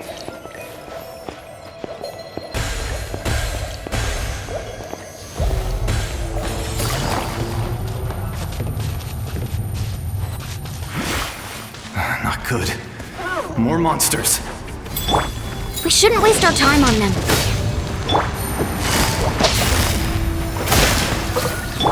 Kamisato art! Sumetsu! Huh?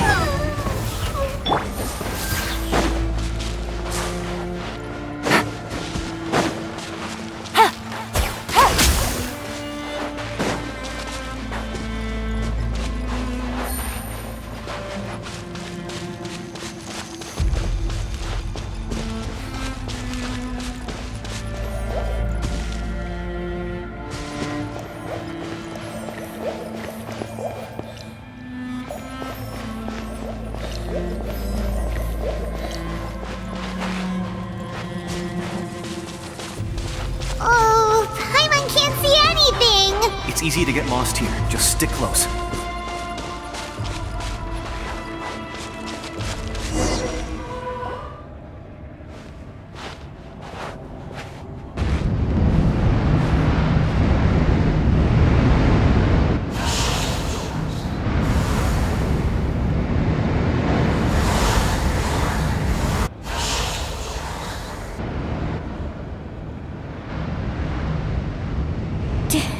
Did you hear that? What? Never mind. It was probably just my imagination. Don't scare Paimon like that! I heard it too. It was a voice from the abyss. Ah! What did it say? Doesn't matter. It certainly doesn't harbor good intentions.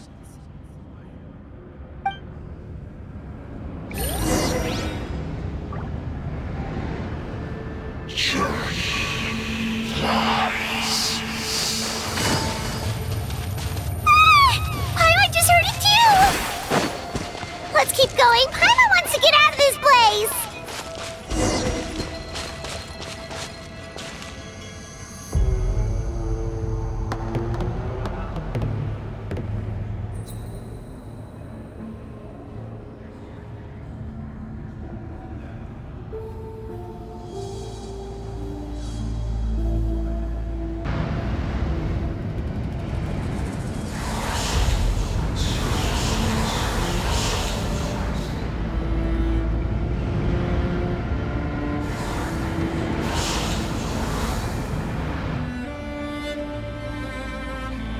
We're here, Kachina!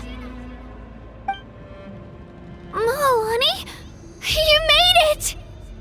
Looks like our reunion will have to wait until we take care of these monsters. Good idea. Let's go!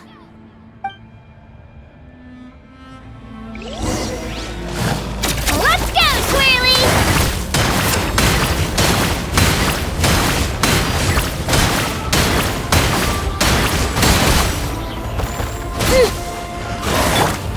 Let's light it up!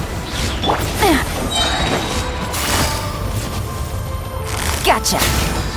Here comes the catch. Ha! Yeah, I'm going in!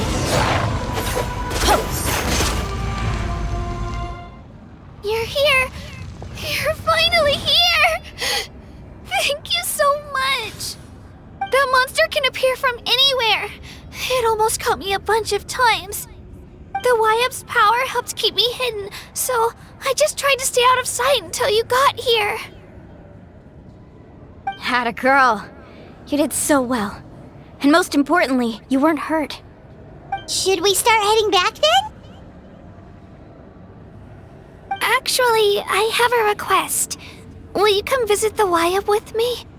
I can't exactly put it into words, but something's wrong with the Ode of Resurrection. And I know it has something to do with the contamination from the Abyss. That was the Pyro Archon's theory as well. Everything we've seen here certainly seems to back it up. In the Night Kingdom, there are 6 main totem poles representing the Wayob of each tribe. You can think of them like the body of each Wayob. Additional totem poles, like the ones around here, serve as proxies to which the Wayob can extend their consciousness. There are countless proxies scattered around the Night Kingdom. Through them, the Wayob can extend their consciousness over the entire realm and track down souls no matter where they roam. But if a proxy were to become severely contaminated, then a soul could become lost within the Night Kingdom. Judging by the current situation, I don't think we're dealing with just one contaminated proxy. Even if we could drive back the abyssal power from one of them, that probably wouldn't even put a dent in the problem. Still, we can't just leave the Wayob to suffer. It's protected me this whole time. I agree. We might even manage to draw out the monster that's been hunting Kachina. Getting rid of the monster might slow down the deterioration of the Night Kingdom.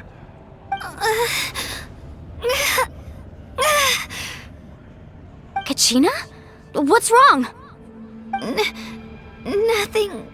Just a headache. And that voice again, telling me to abandon the Wayob and leave this place. Maybe we really should leave. Kachina's already been here for too long. No, I'm fine. I don't plan on listening to that nonsense. I can hold on. Just up ahead. I'll lead the way. Besides, I can still fight, so please, help me out a little longer. Listen to me, Kachina. We'll come with you, but that's because we want to help the Wayob, not because we have something to prove. You don't have anything to prove either. It's okay if you reach your limit. We'll be there for you. All right, the sooner we get this done, the better. We've already come all this way, so we might as well try to get to the bottom of this. Let's go. This way. I'll stay here and try to stall the Abyss monster. All by yourself? That's too dangerous! It's all right. I may not be as strong as that monster, but I'm definitely more familiar with the area. Besides, I don't have much time left. If you're anything like my friend, I'm sure you're not particularly fond of goodbyes. So go. Achieve your goal, and return to the world where you belong. Thank you for everything. You're a true hero. Thank you. No one fights alone.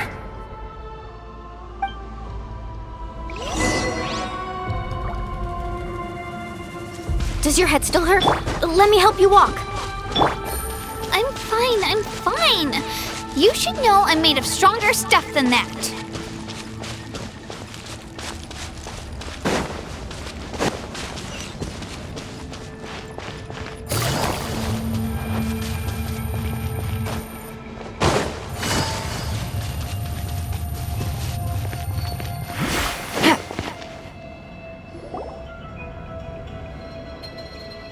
Wayob?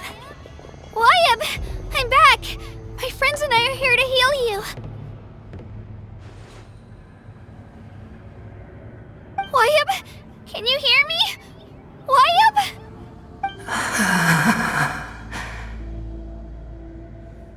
So we were right.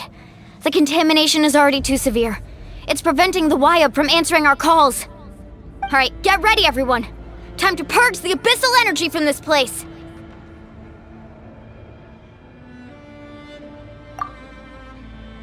Careful. We've got company. Already? You really think that puny soul could slow me down? Courage in the face of futility is pure folly. He tried to get in my way, so I disposed of him. You killed Mallko? He would have dispersed with or without me. Rather than worrying about him, I would urge you to focus on yourself. You may have defeated others of my kind in the past, but underestimate me now, and it will be to your peril.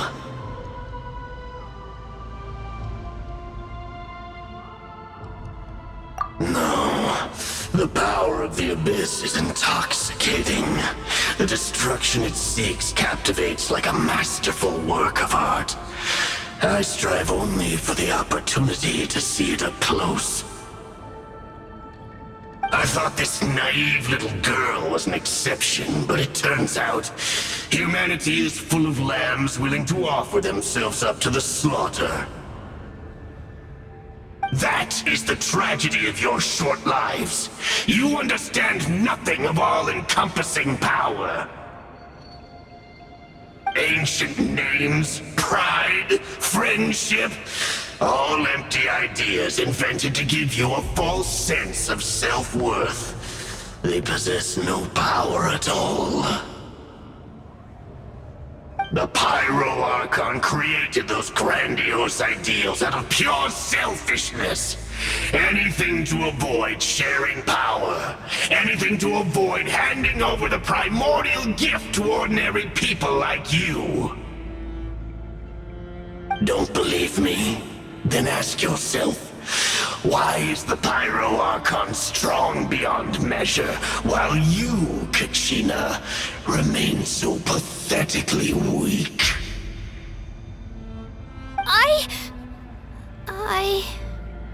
Kachina!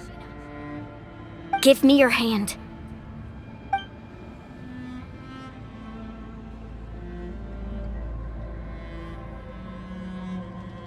Feel that? I'm right here next to you. Thanks, Moalani. You're right. I have nothing to fear. Because I'm not alone anymore. You're right. Maybe comforting ideals don't have any power. But you also couldn't be more wrong. You've never had to work for your own strength, so you will never understand the true source of our power. What? The courage we have to stand before you and not back down? It comes from our friendship. The power lies not in the ideal itself, but in our commitment to upholding that ideal, and in our decision to stand together and fight! Well said! Let's go, Kachina. It shouldn't take more than two of us to handle an enemy like this. Sorry in advance, but you deserve what's coming to you! There aren't many in Natlan who can beat us when we're together. It's time he got a taste of that kind of power. From the Carving wave! to let the flames of redemption rage! Catch an epic wave! Whoosh! Ah! Let's ride! Here's the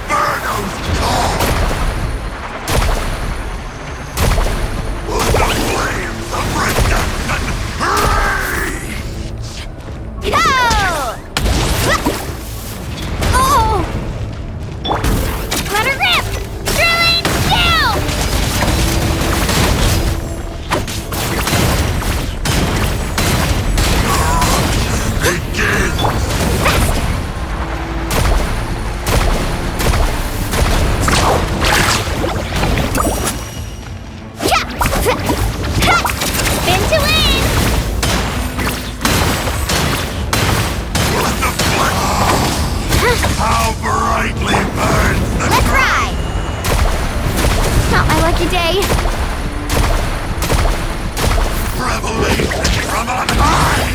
Ah, watch the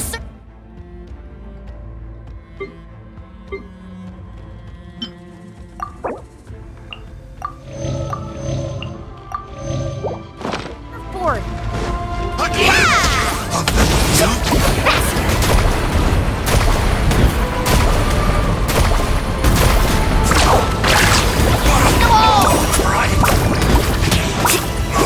Need a surfboard right here! Hear the inferno! Clear the area! Let's shred, Sharky!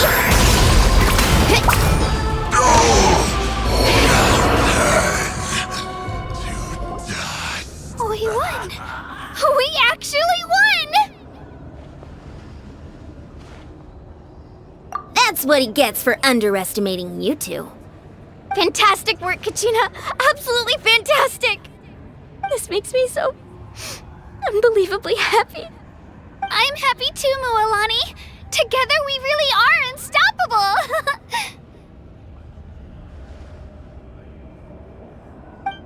Huh? What's happening?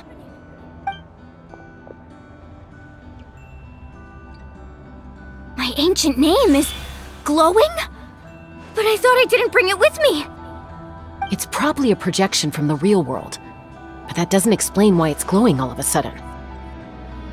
Wait, does that mean you're...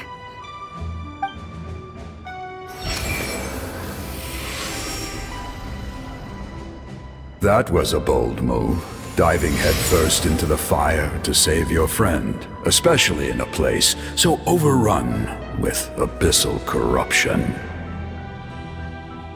Still, seeing you pull it off was really something. Everything you said was exactly right. As isolated individuals, we stand no chance against the power of the Abyss. It took years' worth of scars and lots of unnecessary suffering for me to understand that for myself. The Pyro Archon's plan will unite us as one. Everyone has a part to play. Only then will we have the power to defeat the strongest of foes. Who are you? Tupac, a warrior from the people of the Springs. I fought against the Abyss during the invasion 500 years ago. I've heard that name before. You were the giant who saved all of Natlan.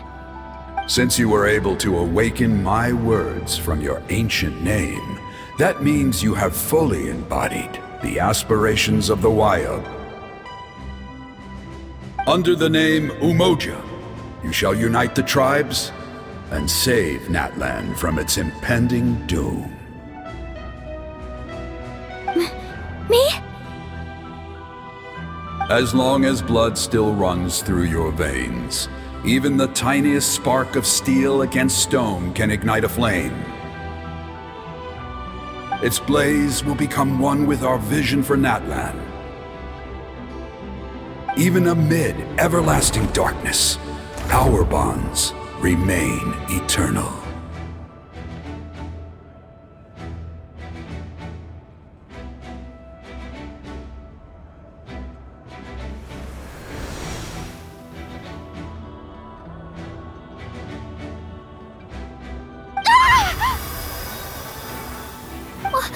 What's wrong, Mualani? So many memories. My brain was just flooded with everything he once knew. So that's what happened. What do you mean? Did you just figure something out? 500 years ago, they foresaw the very crisis we're facing now. Efforts to save Natlan started all the way back then. We can go over the details once we get back. We shouldn't linger here longer than we have to.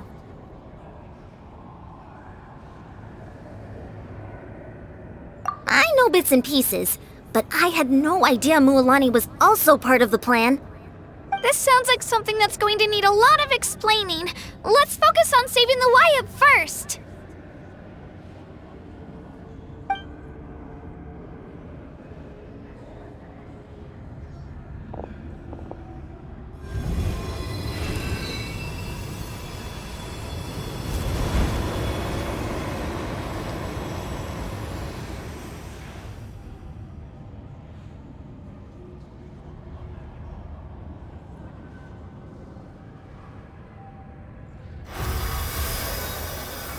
Okay, that should be enough. Wayob? Wayob? Can you hear me?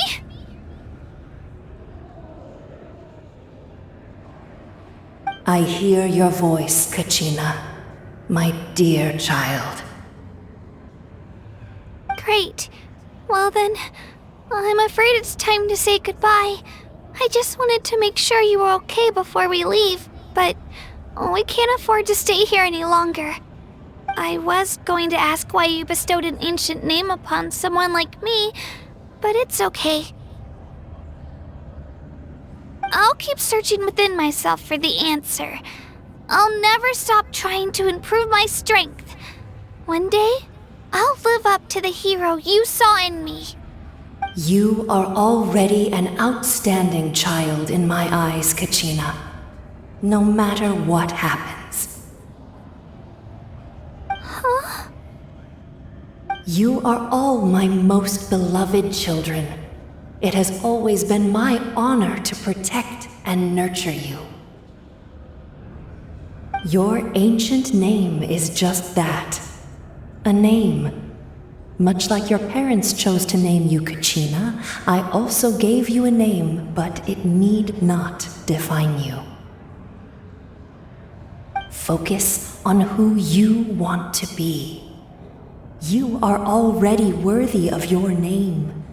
Now, you need only devote yourself to becoming a better you. The story of your ancient name is for you to continue. Just like your parents, my love for you will never change, no matter what the future holds.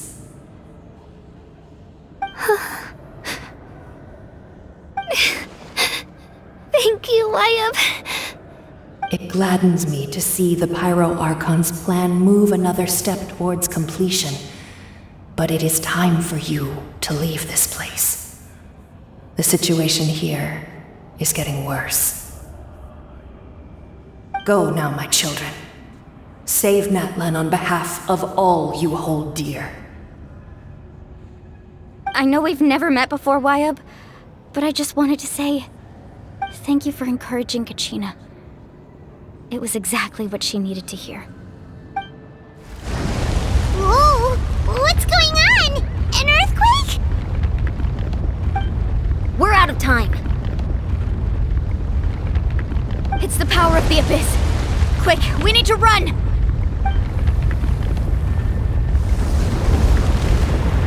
It's a Seelie! The Seelie opened the way for us!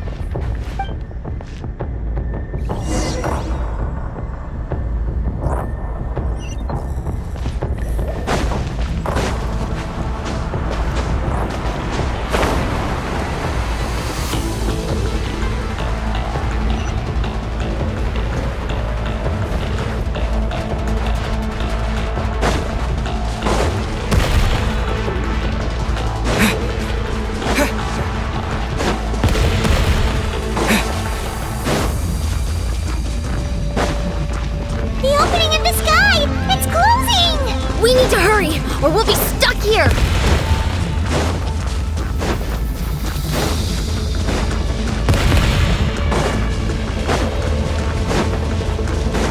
Watch out for the falling rocks! Quick, through the middle!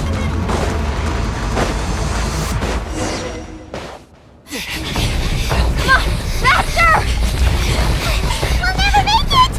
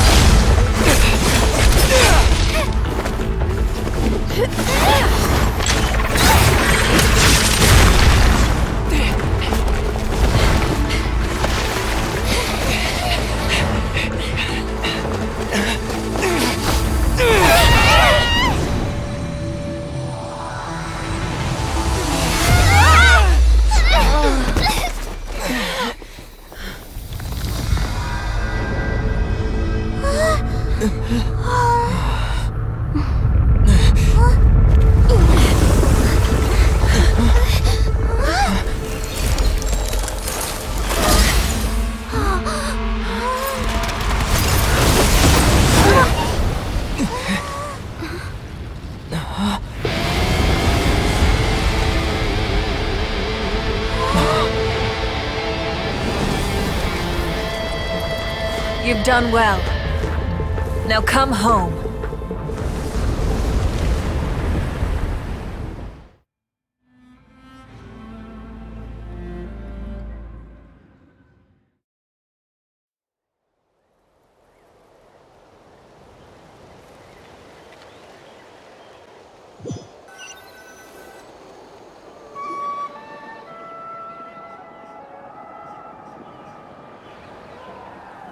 We're back! The Pyro Archon saved us. But she's not here. Yeah, didn't she say she used it all up? She's still in the speaker's chamber. What we saw in the Night Kingdom was just her consciousness. So you're saying her consciousness did all that? Every great display of power comes at a price.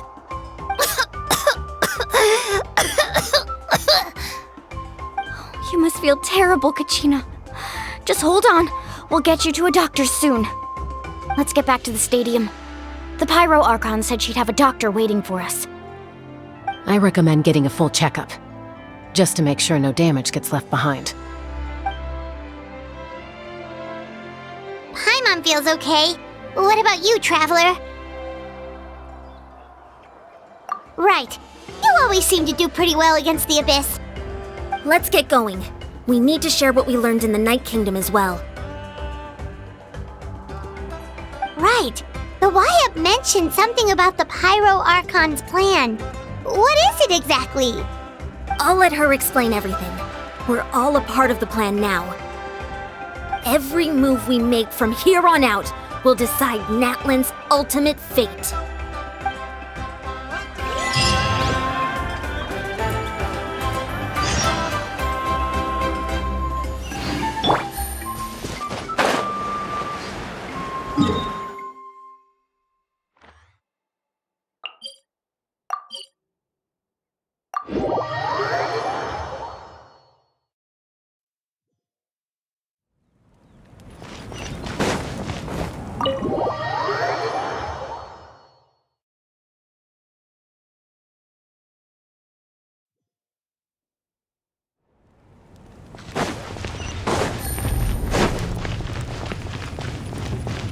Take it easy.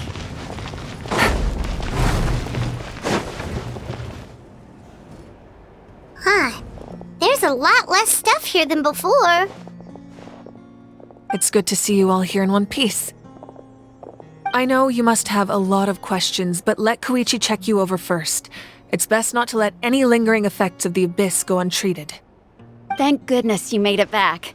I came here as soon as the Pyro Archon told me about your plan. Take a seat, everybody. I'll examine you one by one.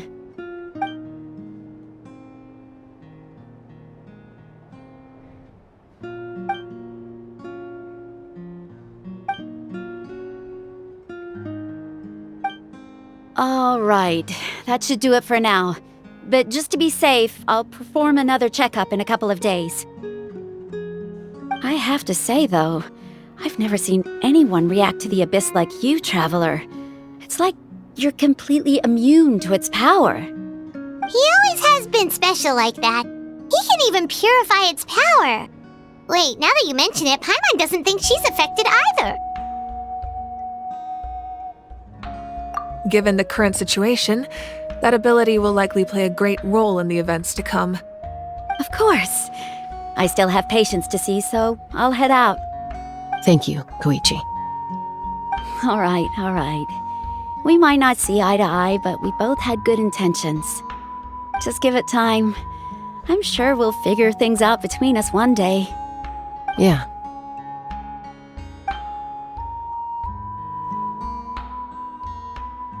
All right. There's so much to discuss, I don't even know where to begin. You've seen it for yourselves now. The devastation in the Night Kingdom. I'll get straight to the point. Natlan is on the verge of destruction. It's very possible our nation has less than a year before total devastation. Huh? No. That, That can't be true, can it? That's right. But I've only ever disclosed that fact to the handful of people working with me to save this nation. Our looming destruction is not a recent development, but the inevitable conclusion of the disaster the Abyss initiated 500 years ago. Mulani told us a little bit about that. 500 years ago, all the nations of Teyvat were invaded by the Abyss. Unlike the other nations, Natlan never had stable and deep-rooted ley lines, so we suffered the worst of the invasion. The battle against the Abyss was exceedingly long and brutal.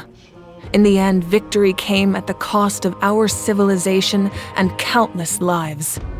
Even then, it took centuries of solving the disasters caused by the Abyss to finally achieve the peace we know today. And still, this is but a superficial victory. The forces of the Abyss have merely been driven back underground. Their threat to Natlan remains as real as ever. I'd never have guessed. The problems plaguing the Night Kingdom are all the more complicated because that realm is essentially functioning as Natlan's ley lines. Immediately after the war, our calculations estimated that we would have a maximum of 500 years before the Night Kingdom was completely lost to the Abyss. But at that time, we were a nation of the destitute. Our people no longer believed in victory, nor did they hold hope for the future. Our civilization was dying, our faith crumbling, and the line of power passed down from the Wayob nearly severed. If we didn't bring the nation back together, it would be foolish to even dream of defeating the Abyss in the future. So, the Archon had a long and involved discussion with the heroes of each tribe, and finally came up with a 500-year-long plan to save Natlan. So that's what happened. After finding Kachina, I encountered a strange figure who gave me a series of new memories. Since the plan was mentioned in those memories, I guess I've been chosen to play an important role in it. But there's still something I don't understand. Those memories showed me the Pyro Archon from back then, and it was you. Huh? But that doesn't make any sense! The Pyro Archon is supposed to be human. It's impossible for a human to live that long. That's right. The hardest thing for humans to overcome has always been time, or rather, the natural limitations of our lifespan. A god can extend a human's life by using a certain amount of divine power, or subjecting them to a curse. But, as we all know, Natlan doesn't have gods like that. We can only rely on our own methods. A human life is like a flame destined to be extinguished. 500 years ago, I placed my life within the sacred flame. Only by dying before my time could I have the chance to wake up again. So, in other words, this is your second life? Yes. We only managed to defeat the Abyss all those years ago because the tribes came together as one. If the Natlan of the future was to have a fighting chance, the Pyro Archons that came after the war had to rebuild the decimated tribes. The goal was to reunite the people and restore the strength of each tribe's Wayob. Once a tribe was back to its full strength, the tribe's Wayob would select a hero, indicating the tribe was once again ready for war. The Chosen would then stand by my side in defense of our nation, just like great heroes of old 500 years ago. So that means I'm one of the Chosen? That's right. You bear the ancient name Umoja, the same one held by the hero from your tribe 500 years ago. It means unity. After your adventure in the Night Kingdom, I trust you've come to fully understand the meaning of that name. So in other words, you always knew who the Wayob were going to pick from each tribe? Yes. According to the plan, each tribe was supposed to have been fully restored by the time I awoke. But something went wrong along the way. The 6 heroes successfully inherited the ancient names from 500 years ago, but the intel regarding the plan wasn't passed on to them. Once again, it comes down to the deterioration of the Night Kingdom. Communication between the sacred flame and the Wayob has been blocked. Just like how the Ode of Resurrection failed to bring Kachina back. Exactly. It's just another tactic the Abyss is using against us. The Abyss may not possess intelligence, but its methods certainly aren't easy to counter. If we want to unblock that information from being passed on, my presence alone isn't enough. The ancient name-bearer must establish a greater connection to their name. So, I've tried my best to help them from the sidelines. Currently, Shilonen of the Children of Echoes, Kinich of the Scions of the Canopy, and Iansan of the Collective of Plenty have all been acknowledged by their names. During your adventure, you too earned the acknowledgement of your Wayob Mualani. In the process, you gained the memories stored within your name. But we have less than a year! Yes, but we have no choice. We cannot start the plan until all the heroes have been gathered. That's also why I haven't been able to take action despite the urgency of the situation. But if you knew this whole time, why didn't you just tell me about my role in all this? Wouldn't that make everything go a lot faster? Perhaps, but the opposite could also be true. Knowing your destiny too early could mean failing to realize your full potential.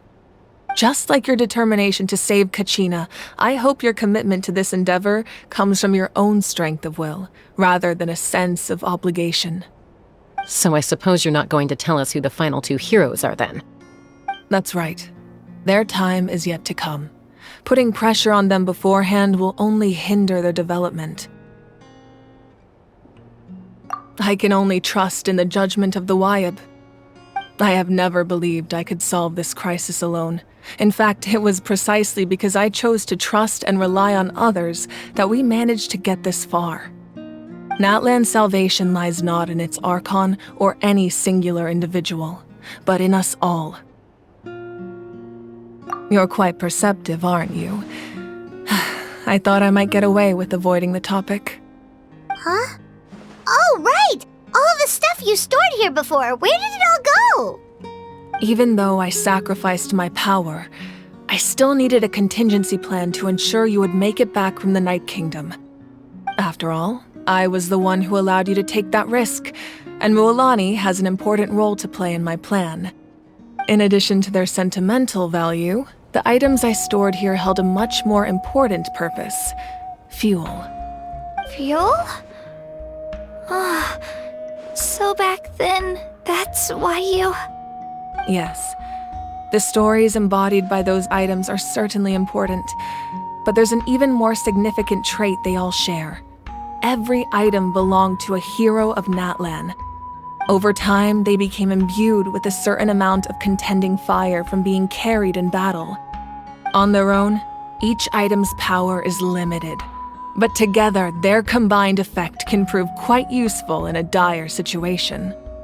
By burning those items, I was able to activate the contending fire stored within them to open the boundary between the two worlds.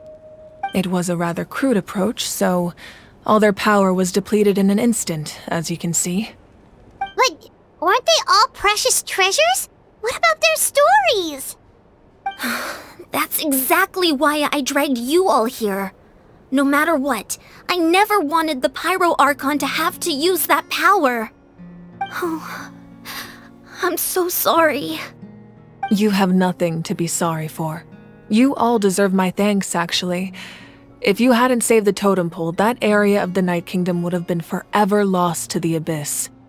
And then, it would only be a matter of time before the Children of Echoes was met with disaster. Besides, when those heroes entrusted their belongings to me, or the Pyro Archon of their time, it was out of a desire to contribute to Natlan's survival. If they knew those items helped save the present-day heroes of Natlan, they would not mourn their loss. Even when you put it that way, I still feel bad. There's no need. Remember what I told you about time? The people and the events of the past are never truly lost to us. We simply carry them with us in a different form. In that sense, we didn't lose anything at all. If you still have regrets, let them fuel your resolve in the battles to come. Your deeds will become new legends and nurture new forms of power just like the items once stored here. Well, we'd still like to return the favor. Well, if that's the case, just treat me to a drink sometime. Now that Kachina has returned, we can finally hold the victory feast and celebrate your team's triumph in the Night Warden Wars. And we could all use the rest, that's for sure. Plus, you'll be able to silence everyone who doubted you once and for all, Kachina. Still, now that I know the danger we're facing, having a victory feast doesn't feel right. Try not to let it get to you. It's important to stay calm. Worrying about it will only affect your judgment. All right. You should head out. I'll join you in a bit.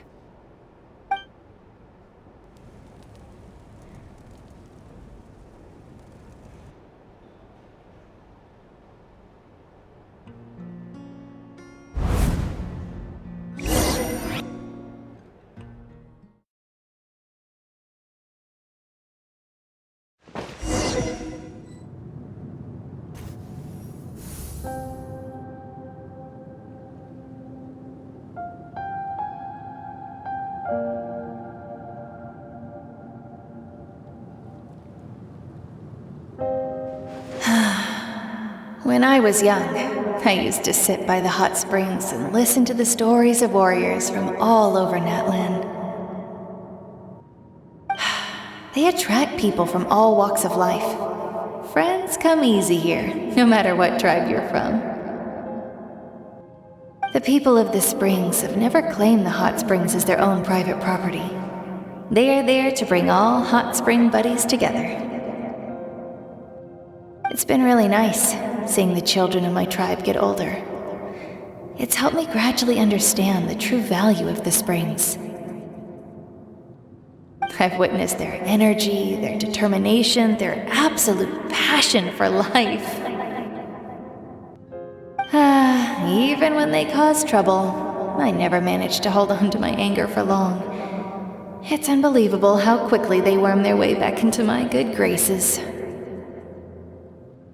I'm certain Mualani will become a great warrior when she grows up.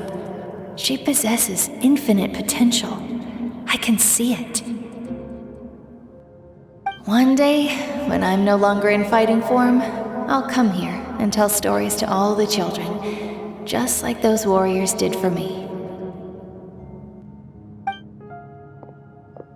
So, you better get busy, Pyro Archon, or I'll end up running out of stories.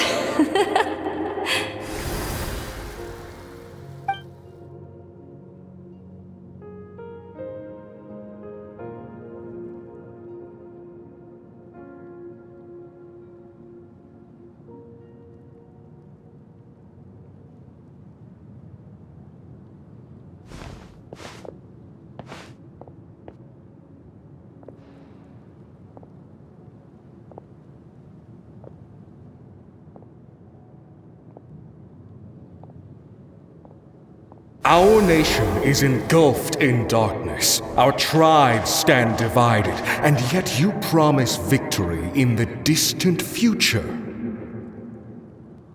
The Abyss is a cunning enemy, one that I faced in battle many times. Were that not the case, I would never understand exercising this degree of caution. My rage will never know absolution. Then my power will no longer aid you in victory. But you came to me because you knew you could convince me with just a single sentence. I understand your choice. The heroes of today will forge the path ahead with blood and fire. Just remember to earn us the victory we are owed. Otherwise, rest assured, I'll find a way to collect the debt. For Natlan.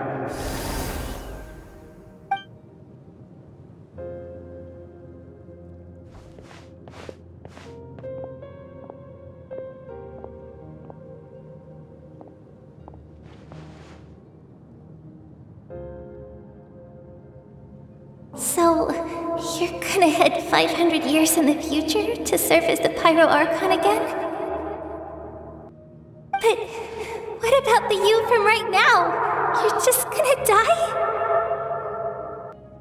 You can't ask her those questions and expect her to answer, my dear. The decision is hers to make, and she deserves our support.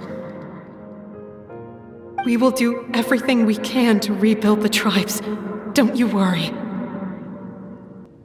Even across time, we will all do our part to fight for Natlan's future. Yeah, Mom's right. We'll always believe in you, sis. Oh, seriously though, Dad should be here. Where is he? I imagine he didn't know what to say, so he chose not to come at all. Don't take it to heart, my dear. That's just who he is.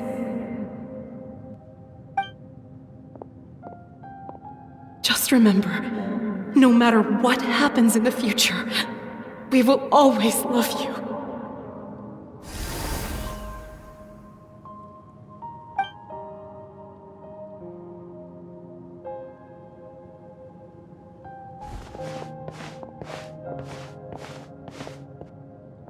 I'll come find you one day. I know I can't live that long, but I'll think of something. There has to be a way for us to meet again one day. If there's an answer out there somewhere, I'm gonna find it. So, don't forget about me.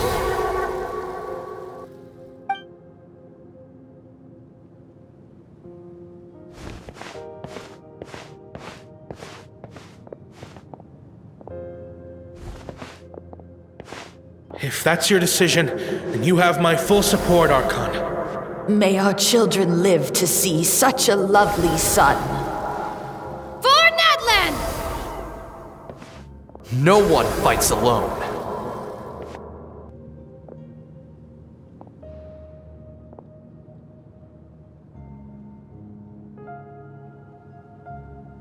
The rules are my legacy. They shall grant us the strength to overcome the next tragedy. War forged the 6 tribes, taught us how to fight, instilled in us what it means to love. Who will be the one to bring this to an end?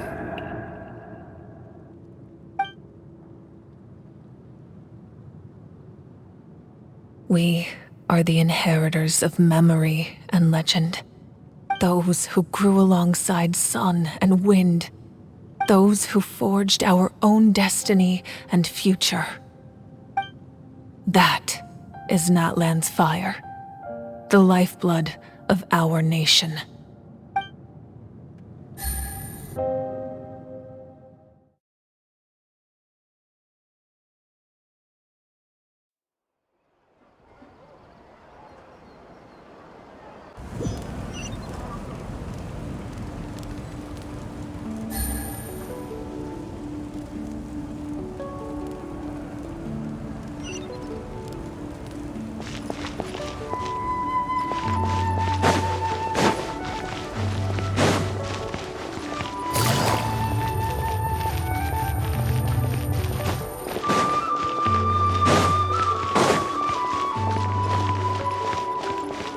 Take it easy.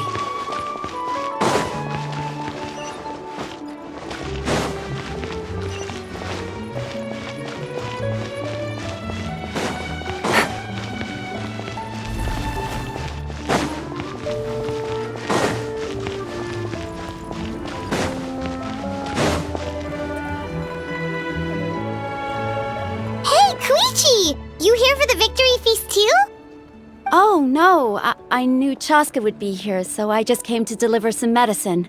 I was about to leave, actually. No, it's not that I don't want to celebrate Kachina and the others. I'm so glad she made it back. It's just... well, I'll make things awkward if I'm around my sister right now. Ah, well, you two had a fight, so Paimon can understand. She didn't cause any trouble during your trip, right?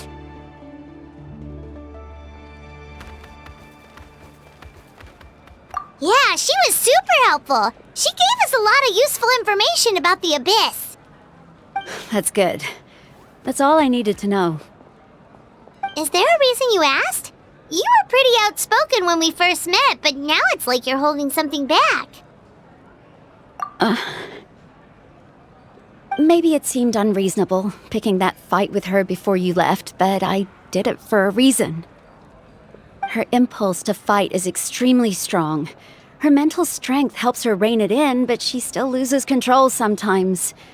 I had no idea what you might face in the Night Kingdom, so I didn't want to take any chances. So what you're saying is...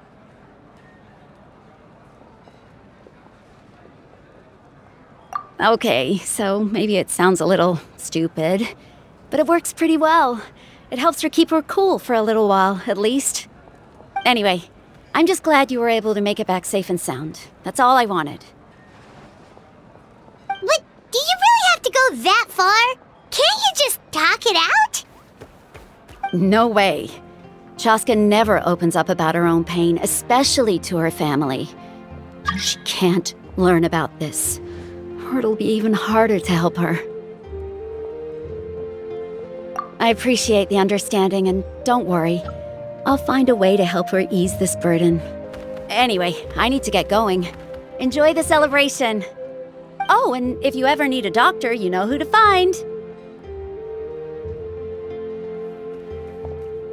Huh. Who would have thought there was a deeper reason behind their arguing? In the end, it's all the Abyss's fault. Paimon's had enough of them.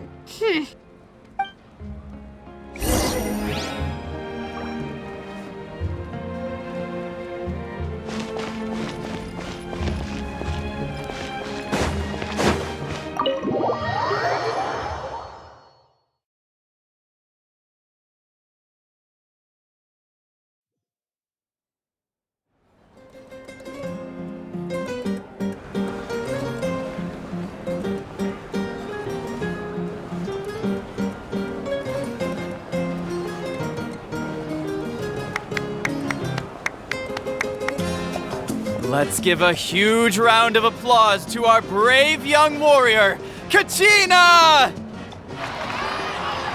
Woohoo!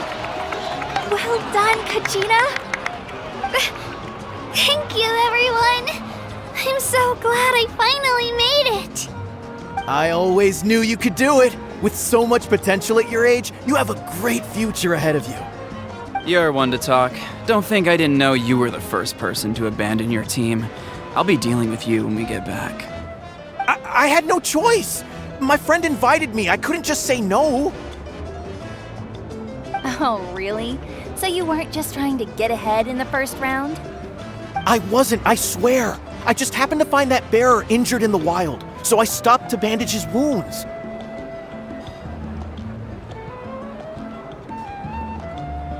When he insisted on repaying the favor, what was I supposed to do? I'm just one person. I figured Kachina would have no trouble replacing me. But the fact of the matter is that after your departure, everyone else started thinking about swapping teams too. I'm really sorry, Kachina. It was wrong of us to abandon you like that. It's amazing that you still made it all the way through to the Night Warden Wars. That's the highest honor. So, what about you guys? Did you make it far? Our team captain drank too much the night before the competition and turned up late to the stadium on the day. We got disqualified.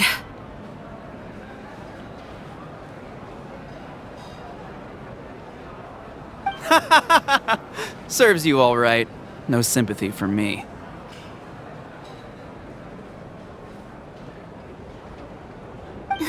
All right. There's no need to be like that, Uncle Pakal.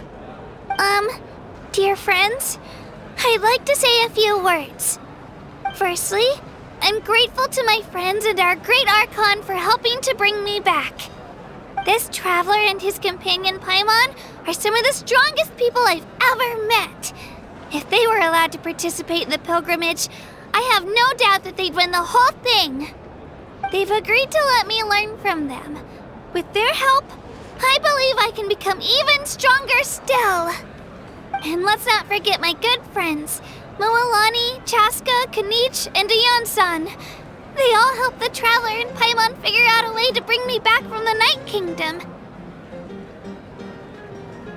They too deserve to be called our heroes, so please give another round of applause for them. Thank you so much. Well said!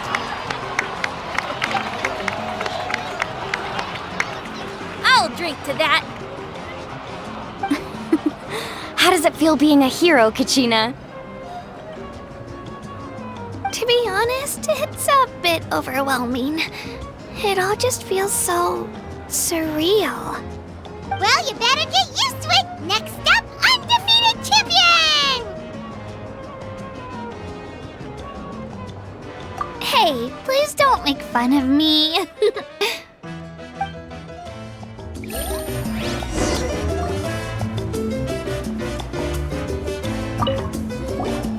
My apologies. I knew more than I let on. Everything comes at a price, and most heroes aren't people who set out to become a hero. If you cling too tightly to your goal, you end up losing things that are far more precious. But in any case, we're now on the same page. I wonder how long before the two final heroes appear. From the Flower Feather Clan and the Masters of the Night Wind.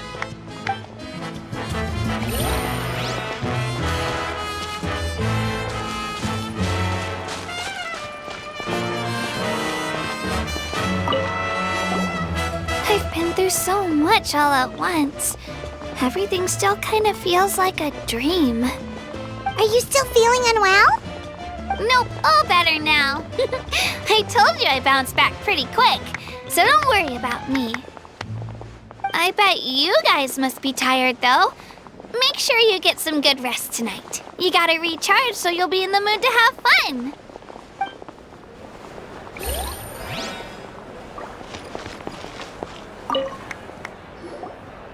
Now, at previous victory feasts, you'd always find me in the crowd singing and dancing. But after what I found out today, it's too much. I'm still trying to process it. It does feel weird seeing you so out of sorts. Is this another pearl of wisdom based on your adventuring experience? Well, Paimon agrees with the Traveler. Everyone's come together to celebrate Kachina's achievements. That's gotta be a first. You're right. Kachina looks really happy. And now I'm being the moody one. Ugh, enough doom and gloom. Time to shake it off.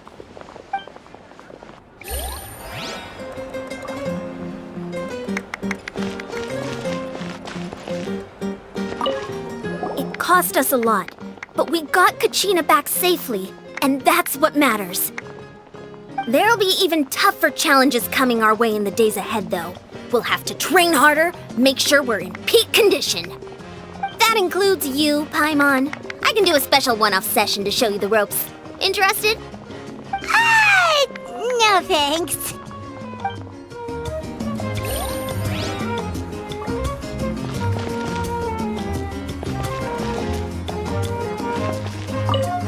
It's rare to meet travelers as strong and brave as yourselves.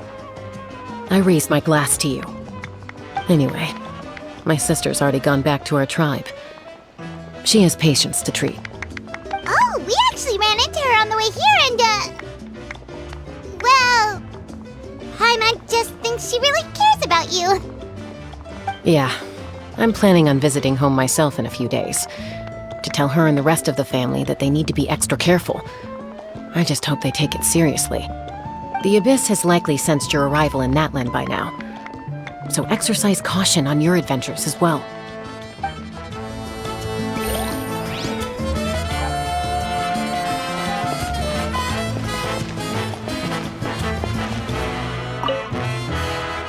Alright, Kachina, let's party! I'm a little embarrassed. Don't be. Come on, you're the star of the show today.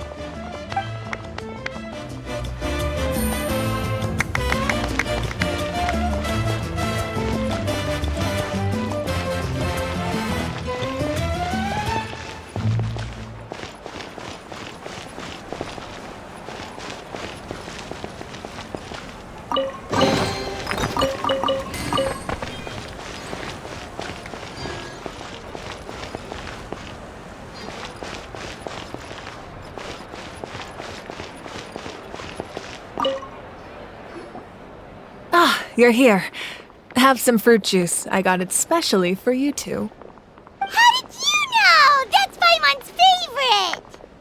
You look like you've still got questions. Ask away.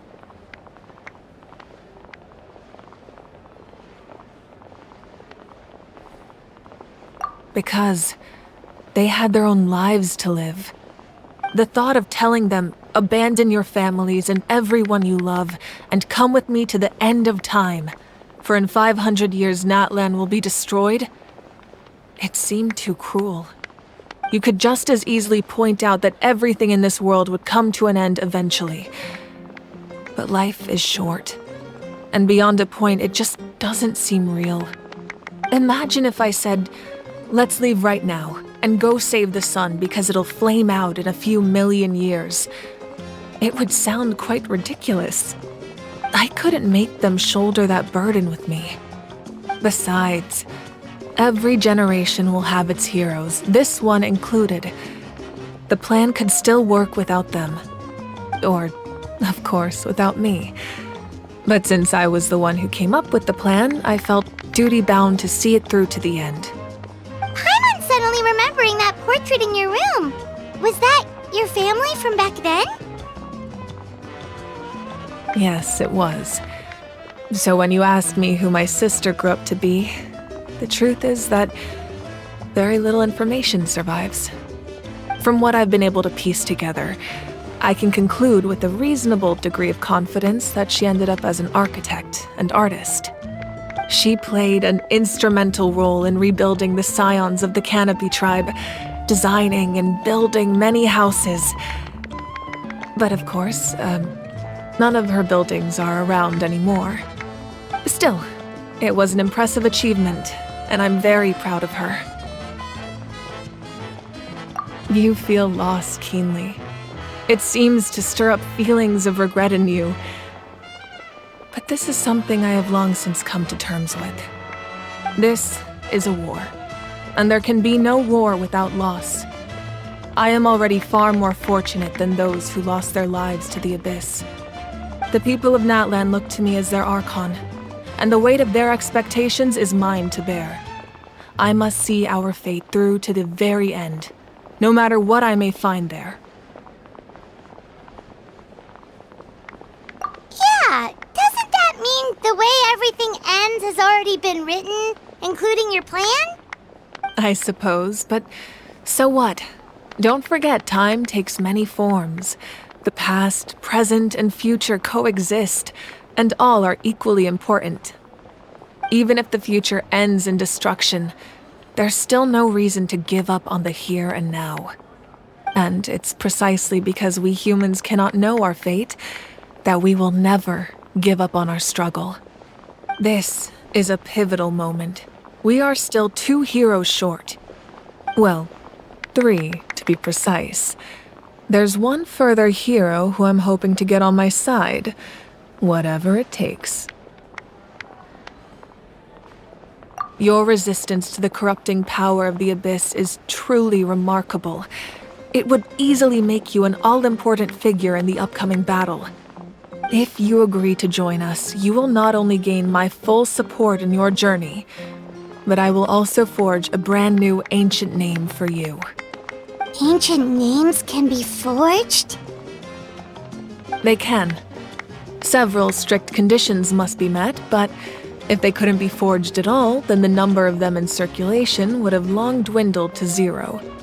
Possessing an ancient name would mean that your adventures in Natlan are recorded in full. Your stories would be remembered by our people for all the years to come. The Ode of Resurrection may have temporarily lost its power, but still, take this as my personal guarantee that I shall never let you fall. Just like in the Night Kingdom, I will be there for you. That is a promise I will fulfill at all costs. This nation always honors its heroes.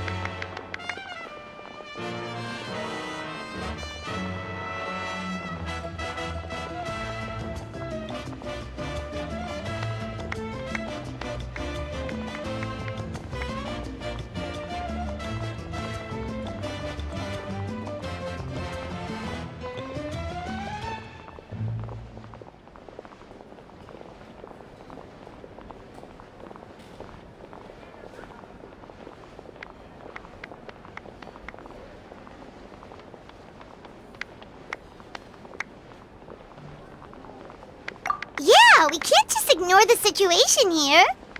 Wonderful. Then I'll reach out to Shilonen right away. She's the one who will forge the name. We've never forged an ancient name for an Outlander before, but I trust she'll find a way.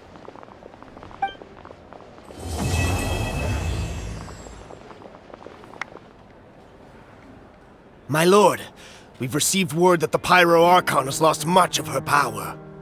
Although your injury complicates things, this is most certainly the opportune time to seize the Gnosis. Victory and defeat are rules, not outcomes. I have never taken advantage of an opponent in a time of weakness, and I don't intend to start now. As for you, I must confess, I did not expect that little trick of yours to save the day. No matter how dense the fog, as long as the sun remains, we cannot turn day into night. She could have dispelled it. She simply chose not to. You don't have much time, and you're injured on top of that. What do you plan to do next? I'm beginning to see just how useful you may turn out to be. You heard something from here, didn't you?